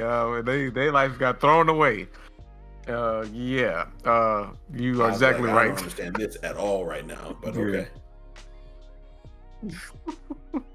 But yeah, that was crazy. So what happens that? So yeah, she eventually, her whole plan is to basically deprive Namor from his source of water to weaken him. And so and she manages to do that. So while everyone's fighting in the ocean or whatever, everyone's fighting on the ocean on the snow leopard, what they call the big ship or whatever, she ends up capturing with the help of the Midnight Angels, ends up capturing Namor on the ship and bringing Namor close to some land or whatever. And Namor's like, "Get me the hell out of here! If you don't give me the hell out of here, whatever." He ends up destroying the ship into freaking pieces. I was like, "God damn, Right. this dude's strong. He's strong when he weak," because she has some kind of she had some kind of thing that was dehydrating him or whatever. So she manages to fight Namor. They're having this fight on the land, and at first Namor is like doing the Superman shit, like flying past her and or whatever, and she ends up getting him into a hold and cutting off his wing, which I thought was kind of brutal. I was like, "Oh, I said, okay, she can't fight. You fight dirty girl, yep. Okay. Yeah, I was like, she not playing. She said, "You killed my mom. Yeah, this is it. We playing dirty." So she cuts off one of Namor's wings, and Namor is like wounded, and they go blow. It's a brutal fight. It's a very brutal fight. Which, EJ, I don't know how you feel, bro. It is such a brutal fight. One could only imagine how it would have been with T'Challa fight. Yeah. We missed out so much. That fight, man. Go ahead. You know what's cool is like, it was still a good fight, and that just shows you like the character itself, Black Panther or whatever. But I just can imagine like seeing T'Challa seeing him in Civil War, seeing him in his own movie, seeing him in the Avengers, like seeing that version of T'Challa fight Namor just would have been fire, bro. But we'll say the cool part was they're fighting, they're doing all this stuff. She gets stabbed by Namor, which I thought was going to kill her at first. I thought that's how they were going to bring new Black Panther, was when she got stabbed. Yeah. So she got stabbed. She breaks the thing off. He comes back, and she goes, "Wakanda forever!" And she blows like she didn't blow up the ship, but I think she like made one of the exhaust flame. And like it lit that nigga back on fire. Yeah. Like I'm talking about, I thought that she killed Namor in that scene, Jay, for real. But then he just ends up basically just like being burnt really bad and falls to the ground. And then it's the whole scene where she tells him like, well, she's trying to decide in her head, does she really want to kill him? And then she sees like her mom basically tell her like, show him who you are. Like that doesn't mean kill him, but show him like that you have compassion, that you're willing to show him mercy, even though you have the chance right now to kill him. And so she shows him mercy. Right. She tells him like, hey, basically I can kill you now, or you can decide to go ahead and lay down your arms and yield right now and tell your people to yield. And if you do that, we will protect y'all's secret. We won't tell nobody what's happening with y'all. And if anybody comes to attack you, we'll come and help y'all fight. Basically what she told him. She was like, but you have to yield now. You got to stop the bloodshed and you got to leave Wakanda alone. So basically he says yield. And this is the part I didn't get, because her people are over there on the ship about to be knocked off the ship, basically, and about to be killed by all the people. But they get to them in 0.2 seconds. How they get to them with the ship destroyed, basically. Yeah. That's true. That's true. Unless they have another one hanging around somewhere or what. I don't know. This but she gets back and basically tells them like, Telecom, let's go home, blah, blah, blah, blah. And they leave. And Shuri and them go back to Wakanda, and he goes back to Telecom.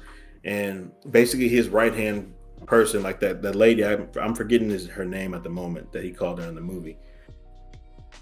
Yeah, Namora. That was his cousin. She basically told him like, "Hey, like, what's going on? Why didn't we finish him off? Like, I've been waiting this whole time to fight alongside you, et cetera, et cetera." And he just tells her like, "Hey, she could have killed me at any point, in time, and she decided that she wasn't going to do that. She showed me mercy and compassion, and now the strongest person, which was cool to see him tell her, he was like, "Hey, the Black Panther is the strongest motherfucker. Like, Black Panther is the strongest person on the planet, and that person happens to live in the strongest civilization, which is true, and the strongest, smartest civilization on the planet, which is Wakanda." He was like, now they'll be able to show us mercy because she has compassion for our people. So if anything happens, Wakanda is going to be there for us. And if anybody tries to attack Wakanda, she's going to call on us to come help them fight. So basically, they'll be in our debt in essence. Right. Like, they know that we're the ones that can come help them. So that was a really cool scene. And then seeing that whole mural on the wall where he was painting like himself fighting the Panther, that was fire. Yeah, that was fire. Yeah. Too. Yes. Yeah. Nah, man, that was yeah. And then we see the beginning of the ceremony for the new monarch. Because I say monarch because Shuri would be queen. And as the ship lands, as the celebration is happening, they're like, "Oh, Princess Shuri!" And out of the ship is yeah. Yeah. Which I wanted to ask you about because this is something I was trying to figure out. So I started researching last night just to see if what I thought was true. Are they trying to say, like, even though Shuri is a Black Panther, like M'Baku's going to take over as king? Yes, I think that's exactly weird. What's happening. I don't have a problem with necessarily M'Baku as a person taking over as king, but it's supposed to be someone that's part of the Panther tribe, though, right? Well, here's the thing. So normally, usually the king is someone from the right. But a lot of people have been bringing up the fact that when T'Chaka was king, he wasn't the Black Panther. That the mantle went to T'Challa. And so the Black Panther could actually be separate from the throne, and I think that's where they're kind of going now. Because, like, for example, let's say Shuri had become Black Panther much earlier. Queen Ramonda was queen, or just queen, the temporary queen. She, it would have still been the same. There would have been a Black Panther and a different queen. I mean, someone that's the queen wouldn't have been separate. So I think that's what they're doing. I think, to be honest, I think it works because it's not like it's out of nowhere. You can see that Shuri and M'Baku have kind of developed a relationship in the sense that they respect one another now, and she can see that he actually cares about the Wakandan people. So to me, it made sense. So it didn't feel like it came out of left field. You know what I'm saying? Sure. It really didn't. And it showed that M'Baku knew he can lead if he wants to lead. So I think she felt like, he would, just because I'm the Black Panther doesn't mean I'm the best person to lead the country. And that right now the best choice would be M'Baku. And I think that was honestly, I'm okay with that. And even if he's only going to be king temporarily until who comes up, which we'll talk about. But yeah, until later. So I'm perfectly fine with that. I actually didn't have any issue with that. And so I think that's what it's going to go. I think that's what's going to happen. That's what's going to go forward. And to me, when you think about it, it should be like that in a sense, because you lose if something happens to the king, and he's you also lose the figure. You also, not if something happens, if a king dies, not only do you lose the king, but you also lose the Black Panther. So it's kind of weird that you would have both the hero of your country, the protector of your country, also in the king. I can understand the king should have it, but it just kind of, it always leads a power vacuum when something like that happens to the monarch. So to me, it kind of works with those two roles actually being different. The only problem I can see is, like, now if something happens, maybe Shuri can't act on her own because now she would have to act under orders. So, and if he becomes king, is she still a princess? Right. That's another thing. Exactly. Right. And then just like To me, it seemed like Wakanda was set up kind of like the royal family type thing, and so with him becoming king, is this king? Does he Mm-hmm. have rights to like heirs that he have that become like the next king or etc. that can challenge, or does he have an heir that might be able to take the heart shaped herb next, or we're about to get into what happens Right. in the after credit scene, but does that person have the automatic rights and he's just holding it until that person can? So that's where it gets Exactly. confusing to me. Yeah. But then no, and you know what? Now that I think about it, you may have some. You're right too, because the way that they did it in the first movie, whoever becomes king does Hmm. become the Black Panther. So does this mean that there will be two Right. Black Panthers? Mhm. Does he take up the? I don't Because at know. the end of the movie, We have to see. We Shuri goes back and she's planting all new herbs so they can start the whole garden again, uh, with new right, heart-shaped herbs. So the tradition of Black Panther will continue in the future. But as we see, let's just go ahead and right, get into it. She ends up going to Haiti at the end of the movie, and she goes to Nakia, and Nakia's telling her, "I got the ritual set up for you." Basically, it was the same ritual that her mother was trying to show her in the beginning of the movie, which is basically like the burning of the robes to signalize that part of mourning is over. So she burns the robes. She has a very touching scene that almost got me at the end of the movie when she just starts crying at the very end, signaling that she was letting go of T'Challa, and then vice versa of Chadwick in real life, of letting go of all that. And then the movie goes over and you right. have Rihanna's song come in, and that's another emotional heartstring because she's singing that sad song to everything that's going on, bro.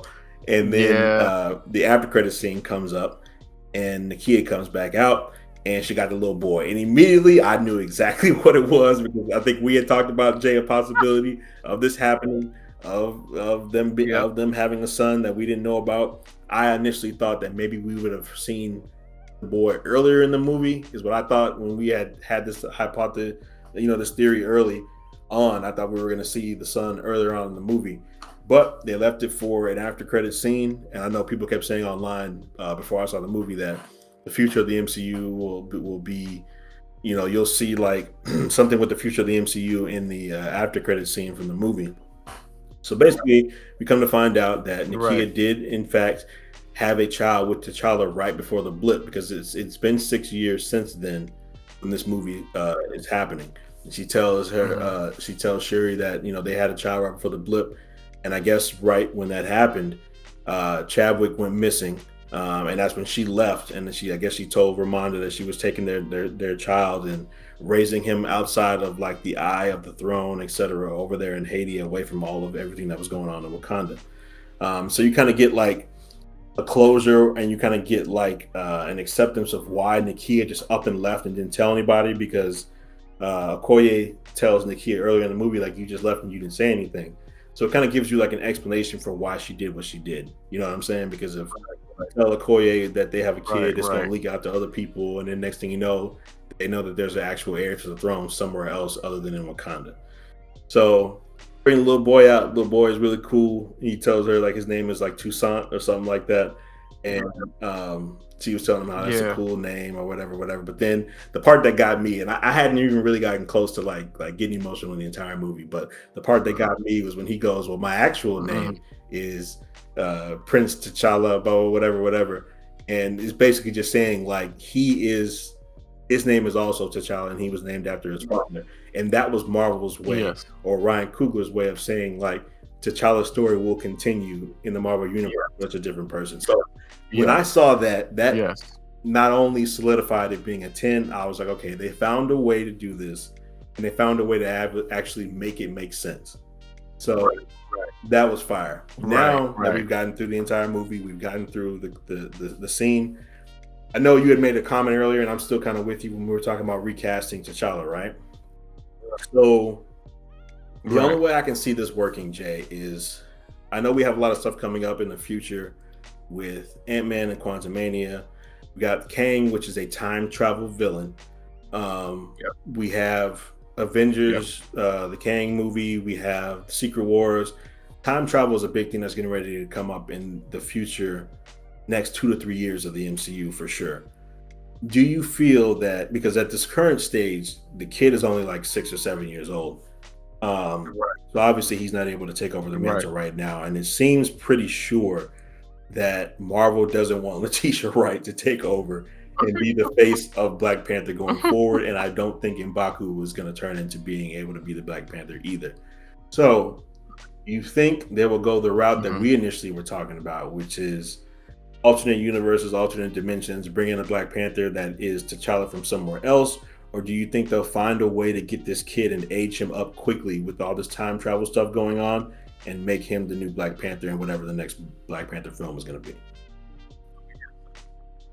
So yes, I think they're going to age him up. I think our theories where the time travel aspect would have brought in a different variant of T'Challa in, I think that is officially going now. I think they're going to find some way to age him up, whether that is time travel or something or what, or however it happens. They will age him up. I think this is their answer. They made it, and me and Dorian were talking about this. There's so many things they can do that they can get right with this version with T'Challa Jr. They could truly make him the definitive comic book version of T'Challa, which I wanted because, there was one scene in the film where Riri asked Shuri, she's like, where did you learn all this stuff from? Like, how, all this technological genius that she's like, I learned it from my brother. And I thought that was great because we didn't get to see that in the first film. We didn't get to see his genius. Everything was like going through Shuri, and T'Challa is one of the smartest people in Marvel. So he's up with Tony Stark, you know what I'm saying? And with Reed Richards. Yes. Exactly. Right. And also one of the best fighters. He not gonna simply get his ass kicked like that by Killmonger. Yeah. I'm sorry, that's just not happening. So I just feel like there's a lot of things that they can get right with him, and to me, what would motivate a young T'Challa Jr. more than trying to be the best he can be for his father's memory. I feel you. So I think that's perfect. They got to figure out, maybe they have something in plan, but they got to figure out how to get him from 6 to like 18 or something. At least 18, 17, so, 18. You know what I'm saying? Right. Or you know what, they could possibly pull off 16 because in other nations and civilizations around the world, like people come into power much earlier in age than people do in the United States. So I could see them maybe 16, but like you said, they have a clean slate now that they're able to utilize T'Challa, keep the name, and now build on the legacy of Chadwick, but dive deeper into the comic book roots of the character for sure. Like you said, not Batman, but what I was trying to say is Black Panther is basically like Marvel's version of like a Batman type character. He knows how to fight in every style. He's proficient in everything. I remember reading in the comics about how smart he was and how he went to Cambridge to study and do certain things. Like they could touch in on all the stuff from the comics now and utilize what they did with this character. Like you said, and just have him live up to the memory of Chadwick and the T'Challa character that they had. So it'll be really interesting to see what Black Panther 3 will be and how they do that going forward. It's just gonna be interesting, and the whole thing with M'Baku now being king basically, and how him coming back. And then I'm pretty sure that's gonna be a thing now. Is them never having seen T'Challa Jr. before, and he just shows up. It kind of has that Killmonger feel to where he just comes out of nowhere and is like, hey, this is my throne, basically. So that's gonna be interesting to see them build that up. But like you said, they just have so much more room now to show like the training that he does to become Black Panther, to show like how smart he is and his intelligence, etc. Because when Shuri told Riri that she learned everything from T'Challa, I was like, what T'Challa teach you? Because I didn't see Chadwick do nothing with science and all that kind of stuff like that. Like all I saw T'Challa do was he was on the council with his dad when they went over to the Sokovia Accords, and I saw him get his ass whooped by Michael B. Jordan, and then him come back at the end of the movie. So I didn't see no intelligence and him mixing chemicals and doing stuff like that. Like I didn't get that vibe at all. So it'll be interesting to see what they do with this new character for sure. Right. I'll say this too. It also opens the doors for us to actually have T'Challa Yep, have a sure relationship does. with Storm. So, because we already have the X-Men connection with the a mutant being in this movie, and we haven't seen the X-Men yet, so we don't know if Storm is going to be older or younger or however she's going to be. But it opens opportunity to, like I said, for a lot of more comic accurate stuff to happen with this T'Challa. The stuff that you didn't get right with Chadwick Boseman's version, you could get it right with this one. And that was my only issues with, like, Chadwick Boseman was a great T'Challa, but they took so much from his version, Right. is what I had an issue with. You know what I'm saying? That's the problem, is you can fix that with this T'Challa and make him much more comic accurate. So other issues I have, like I said, I want to talk about too, is which was missing in this film. A lot of this movie brought up questions to things that we don't have a solidified answer for. One of the biggest things is why does the heart-shaped herb have two different effects on its consumers? And through each story, we find out, like, there's one scene, EJ, if you remember, is that there's one scene where Shuri is telling Okoye about the the herb that Namor had and his people had, or was it Queen Ramonda? No, I think it was Shuri. I can't remember. But Okoye was like, "Wait, I thought there was only one mound. Those stories have been seared in my mind." That up. Yeah, yep.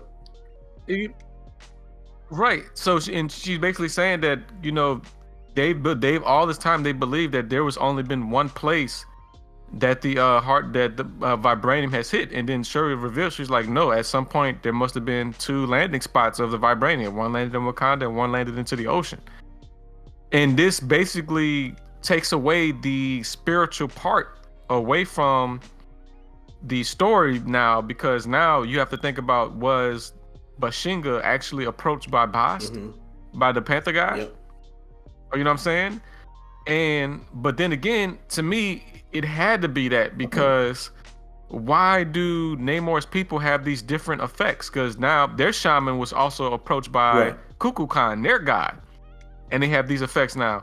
So, but the whole time we don't get to see these things. And here's the thing, and I saw this somewhere else too, on Twitter, on social media, and I saw it in Thor: God Thunder. But Cuckoo Khan is actually in Thor: Love and Thunder, and the Panther god is Bast. We only see it for a little bit. Bastet, we see her in Thor 4, but we never get the connections in this movie, which is frustrating.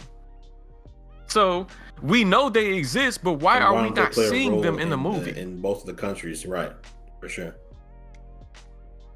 Right, exactly. So I don't confuse it. And I thought what's the show, Disney Plus, with our boy Oscar Isaac, Moon Knight. Moon Knight is the first Marvel property where we actually get to see the more spiritual side, and the whole idea of them, the totems and the people representing the gods and stuff like that. Like, Moon Knight actually represents the moon god, whatever. So, and they basically open the doors for these things to happen. I thought Moon Knight would actually open it up a little more, but still nothing happens. And to me, you have the third movie has to introduce Bast. I don't know if they holding it for whatever. It has to. Either Bashinga was lying to everybody about beating the Panther, and was smoking some weed before he consumed the heart-shaped herb. But there has to be an explanation as to why the vibranium herb has different effects, because by Namor's people, everybody need to be turning blue. Even the Wakandans need to be turning blue. And also, when Namor's people consume the herb, they taking it like it's medicine. But over here in Wakanda, only one person can take it. Only a specific person can take it, and it takes you to an astral plane, an ancestral plane of existence. It takes you to past the human realm. And that doesn't happen with Namor's people. They over there taking it like it's NyQuil, like it's purple drink. So like, y'all have to explain this stuff. This wasn't explained. So the only answer to it has to be that there is a spiritual connection to why these things happen. But we are not seeing that. In Black Panther 3, however the story unfolds, the connection has to be made. I agree. The connection has to be made. Yeah. I agree. That's my problem. And I will say, while your problem is 100% valid and definitely needs to be addressed in the third one, I do feel that that problem, like you said earlier too, doesn't affect my score because of how great the movie actually was in its totality. Um, they accomplished what they came out to accomplish, and Right. with the stuff that Same. was with the problems that they had against them, with Chadwick's passing, and them trying to fit a movie into a 2 year period, and then having to redo the entire script. Yeah, aside from the stuff with Riri's invention and how that didn't really make sense, and then them going to fight in the water, and you're fighting a group of people who thrive off fighting in the water. You basically set yourself out into the middle of the ocean where they could surround you with thousands of telecom people coming from the water, and it just didn't make sense. And then you got that machine down there which like shoots. It was doing like that whole sound thing like under the water, and they just Sonic kill it with a thing. spear. So I'm Right. just like, that stuff didn't make sense, but I think I'll stick with my score of 10. But I will agree with you on the fact that they need to address the spiritual side, because in the comics that is such an integral part of Black Panther, and explaining how Right. it passes down from one person in the Panther tribe to the other. And that's what I was trying to bring up earlier when I was talking about like M'Baku taking the throne. Would there be other Black Panthers, et cetera, et cetera? Because like, and I could be wrong with this too, but like I believe all the Panthers have come from the Panther tribe. Like there hasn't been an outsider that's taken the herb, right? So Right. Exactly. obviously Right. that Right. puts it in line for T'Challa Jr., which we'll just call him TJ for short. That puts him in line to take the herb next, and be on the throne, and that could be an integral part of the movie, and them having to explain why it only works excuse me, from people from the Panther tribe. So yeah, it'll be interesting, like for sure. Right. Right. And another thing that I think that's a good point is that you brought this up too. Is is the fact that uh actually shit, I done lost the damn thought. What was I about to say? What was I about to About say? the herb and only Panthers taking it, etc. You, no, you brought up something, and I think it was regarding. Damn, I lost the thought. Shit, I'm gonna feel. It was a. What I'm was it? trying to What think was it? what I just brought up though. I was bringing up how the spiritual side basically ties into the comics. It all being Panthers able to take it. M'Baku now becoming king. What else? What else? What else? Will I bring it up? Damn, I It'll lost it, come back. man. Damn, I might have to It'll bring come it up back. in a. But Might have to bring it up um, later. overall, Yeah. man, I'm just very thoroughly impressed with how they handled the movie. Um, we were always talking about how it was going to be super easy for them to mess up and super hard for them to get right. But Coogler, man, I have to give him his props. I know I doubted Marvel, and I still doubt Marvel because they've been coming out with shows and movies that have not been great recently. She War, to name a few. But Ryan Coogler Yep. saved Black Panther 1000%. What he did in the transition from the Right. story he was writing before Chadwick died to how he turned it around to what it is now. It was genius idea from Marvel's part on making sure that Namor was still a part of the movie, because I think that was amazing.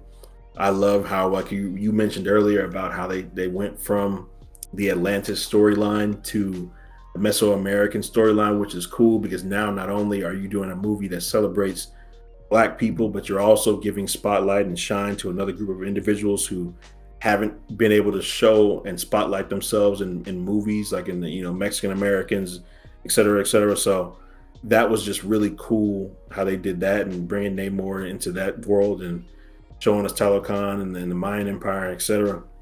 So I enjoyed it, man. They did a hell of a job with it. Left it off on a good place with T'Challa Jr.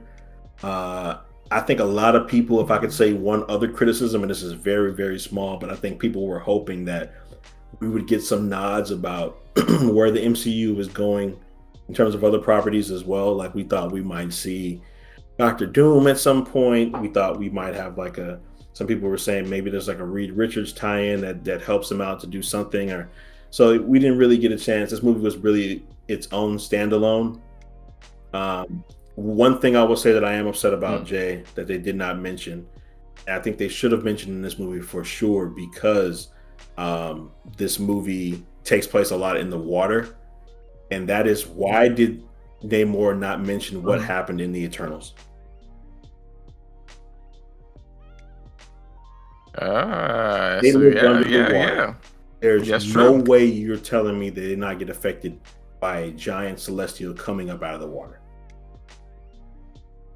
So I just a mention. That You is don't have to true. go into detail. You don't have to start talking about the Eternals or talking about Celestials.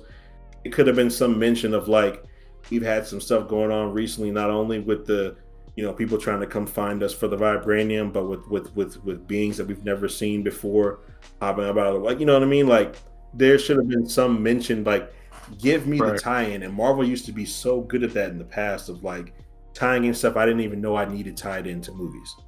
Um, and so I think that's another missed opportunity for them to tie that in because right now we don't have anybody saying anything about that giant hand popping up out of the water. Yeah, he could easily say that. Oh, your son already about to reveal our location. We got this giant ass thing in the fucking water now. Y'all just going crazy up here on the Exactly. surface land. That's why we And gotta like come it take could have y'all just been a out. short, quick mention. Unless you're going to tell me that Black Panther takes place before the Eternals, which I don't think it does. 'Cause I think they kind of addressed that. It doesn't. It doesn't. Yeah. The producer came out and said it So doesn't. it It takes doesn't place afterwards.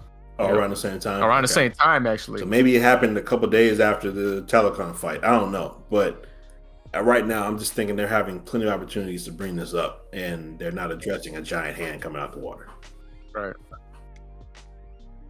Right. Oh, okay. So I think this is the other thing I wanted to say. The ancestral plane, right? I think the fact that Shuri is able to go to the ancestral plane, period, shows that there is a spiritual connection. A spiritual connection because I think even they kept stressing the point between Nakia and Shuri.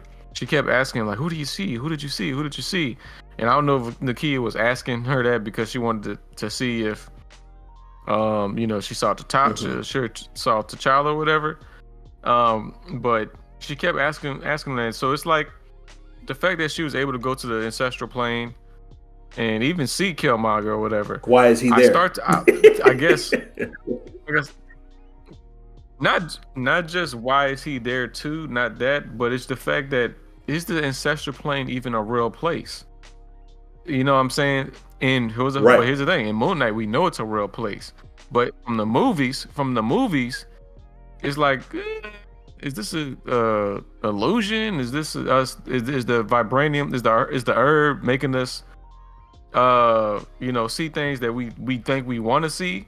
I don't know because, there's the spiritual connection isn't there because why? That's what I'm saying. It has to be the Panther God has to have some kind of part in this, right?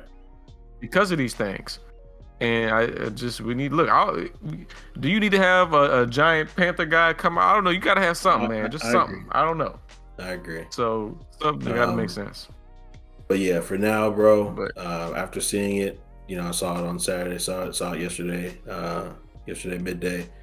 After seeing it, I'm gonna go ahead for right now. Like I said, I have to watch it again, like you did, like you're saying you have to. But I'm gonna give it a 10 out of 10 for right now. Mm-hmm.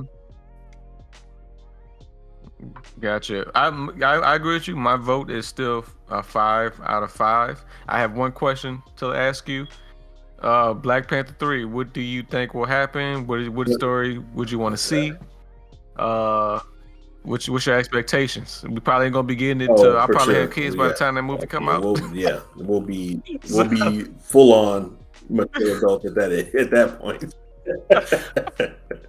Yes. Yeah, because we've already seen the next 3 to 4 years, so for sure. That's a good question, man. That is a really good question. I would love for it to be like I would love for it to be sort of like a Batman Begins meets Black Panther with the young version T'Challa Jr. and just I want them to delve deep into Mm. him discovering who he is, because it's a weird time for him right now with everything that's going on in the Marvel universe. They're about to bring in Kang and everything. He was basically born right before the blip. Um, so it's just a lot of stuff going on. He wasn't raised in Wakandan traditions necessarily. Him being in Haiti, I'm pretty sure his mom is gonna raise him, sort of in that same vein. But for anybody who's not born like in that country, it's different being raised somewhere else and not having to go through those traditions that you would go through actually being there. So I would love for it just to be a movie about him discovering himself, um, who he is as Black Panther. Him, like you said, find a way to bring in um, Boz or whatever. Like, just find a way to show him discover himself. I don't know who the villain would be at this point. Um, Maybe you do some Doctor Doom stuff. I don't know. It's a long ways off, and at this point, with it being a new T'Challa and a new character, it's hard to determine the direction that they would go in. Like I was saying earlier, maybe some kind of Right. tie-in where there's like a power struggle with M'Baku being on the throne. Him trying to come back and prove that exactly who he is. So I don't know, man. I haven't honestly, I haven't thought about it too much. I know they should find a way for Letitia to have some sort of role in it, but just not the main role. So her take a back seat, obviously, for sure. If the X-Men are around at this point, which I think they should be by that time, maybe you do have a tie-in where he meets Storm or something in that vein too. But yeah, there's a lot of different directions you can go. What were you thinking? Well, I was looking at some videos at his Rose Gallery, and I think a good character would be Morlun, who's a like, they call him an energy vampire, and apparently he goes after like totem characters, like characters that resemble animals and stuff like that. So like he's known to be in, like, he has beef with Spider-Man and Black Panther and other characters that have like animal kind of animal themed heroes or whatever. But the thing about him is like he's very he's very spiritual. Like he's very a spiritual character, and it's like, he's some kind of a witch, and I don't know, it's just like he's like a magical type character in a sense. And I think he's up there, like he's one of Black Panther's top 15 villains actually. And I think like like it says, he has the ability to drain a life force from beings from physical contacts or whatever, and stuff like that. I think you could have a movie where maybe Shuri goes against him and she ends up getting her powers taken away from her or whatever. I don't know. And then you have TJ coming into his own, and he's studying at MIT and whatever, and Harvard at the same time. And he's like, hey, we need you to come back to Wakanda. So I don't know, just have some story, and then maybe it opens the door for him to actually go. Maybe actually we actually get to see Bast, and maybe he can have that connection with the Panther God himself or whatever, or something like that. So some character that actually has to have the story focus on the spiritual side to me. Well, yeah, but we'll see. We might, and to be honest, one of those slots that was missing at D23, there was 2 movie slots, and there's rumors of the Young Avengers coming up, and you could easily have Black Panther Jr. be a part of the new Avengers, to be honest. So it just depends on how many years all this stuff is going to take place. It's interesting too, because with the characters, I know in the comics, like M'Baku becomes a villain in the comics. So well, he is a villain. He's usually a villain. He's a villain. They made him good in this one. It's possible that they could go and they could do that. I know initially a lot of people were hoping that the second one was going to deal with Madam Slay. Um, so it's a possibility that somehow that could come into Yeah. play. Nakia also is a villain in the comics as well. So I Yes, she mean, was. Yes, at she this point, was. we could really go down any type of route. You know what I'm saying? The Madam Slay stuff was actually sounding really Hmm. cool initially when it came out, and I thought that was in the direction they were going to go um, before Chadwick's passing. So if they decided to go that route and do a Madam Slay as a villain, that'll be interesting. Like you said, um, it's like they've taken all of his characters and made them good. The White Wolf was a villain in Black Panther, and that ended up being they ended up giving that moniker to Bucky basically. So maybe they do a comic Hmm. book accurate take on the White Wolf, which is like another Killmonger type villain. So we'll see. There's Right. infinite possibilities, and I don't know much about the Moreland character 100%, but maybe if he is like a vampire type character, Hmm. maybe Blade could have a tie-in with Black Panther, which would be fire. Um, Oh and get a wow. chance to Yeah. utilize like the African version of a Yeah. superhero and the Black Americanized version of a superhero together on screen, that would be super fire. So there's a lot they could do, man. A lot they could do. That's true. That's true. That is true. Yeah. Well, we'll see. And there's also room for a Namor movie, and I think it's earned here. I think it's earned. I would love to see a Namor movie. Uh, I think they just need to. I don't know how. I don't know when we're gonna see that though, because right now he's trying to, Exactly. go to war with the world. So I don't know how that's gonna happen, but maybe, hopefully, we get to see all these new characters through Secret Wars. So, eventually, I know for a Yeah. fact we'll definitely probably see him then. So Yeah. we'll see. We'll see. But I think that's it, man. Good weekend of movies. If everybody listening, know that we are currently playing God of War Ragnarok, so we'll be having updates on that. Probably by sometime on the next podcast, we'll be able to give a review on that. Jay, I won't spoil it for you. I know you're getting it later, so we'll just go over brief details. Um, but yeah, I think that's it for this one. Right. Yeah. And Warzone 2, 2.0 comes out this week. Of course, we're gonna have videos about that, and definitely gonna be on a podcast about that. Marv is gonna have his feelings on it, Yep, so yep. be checking out for that one too. But as usual, thank y'all for listening. Thanks for tuning in. We're going to try to continue to give regular episodes and give y'all updates on everything from gaming and movies to sports, etc. So just tune in. We got big things coming with the SHU program and the EJ&J podcast. So thank y'all for listening. Peace. Peace.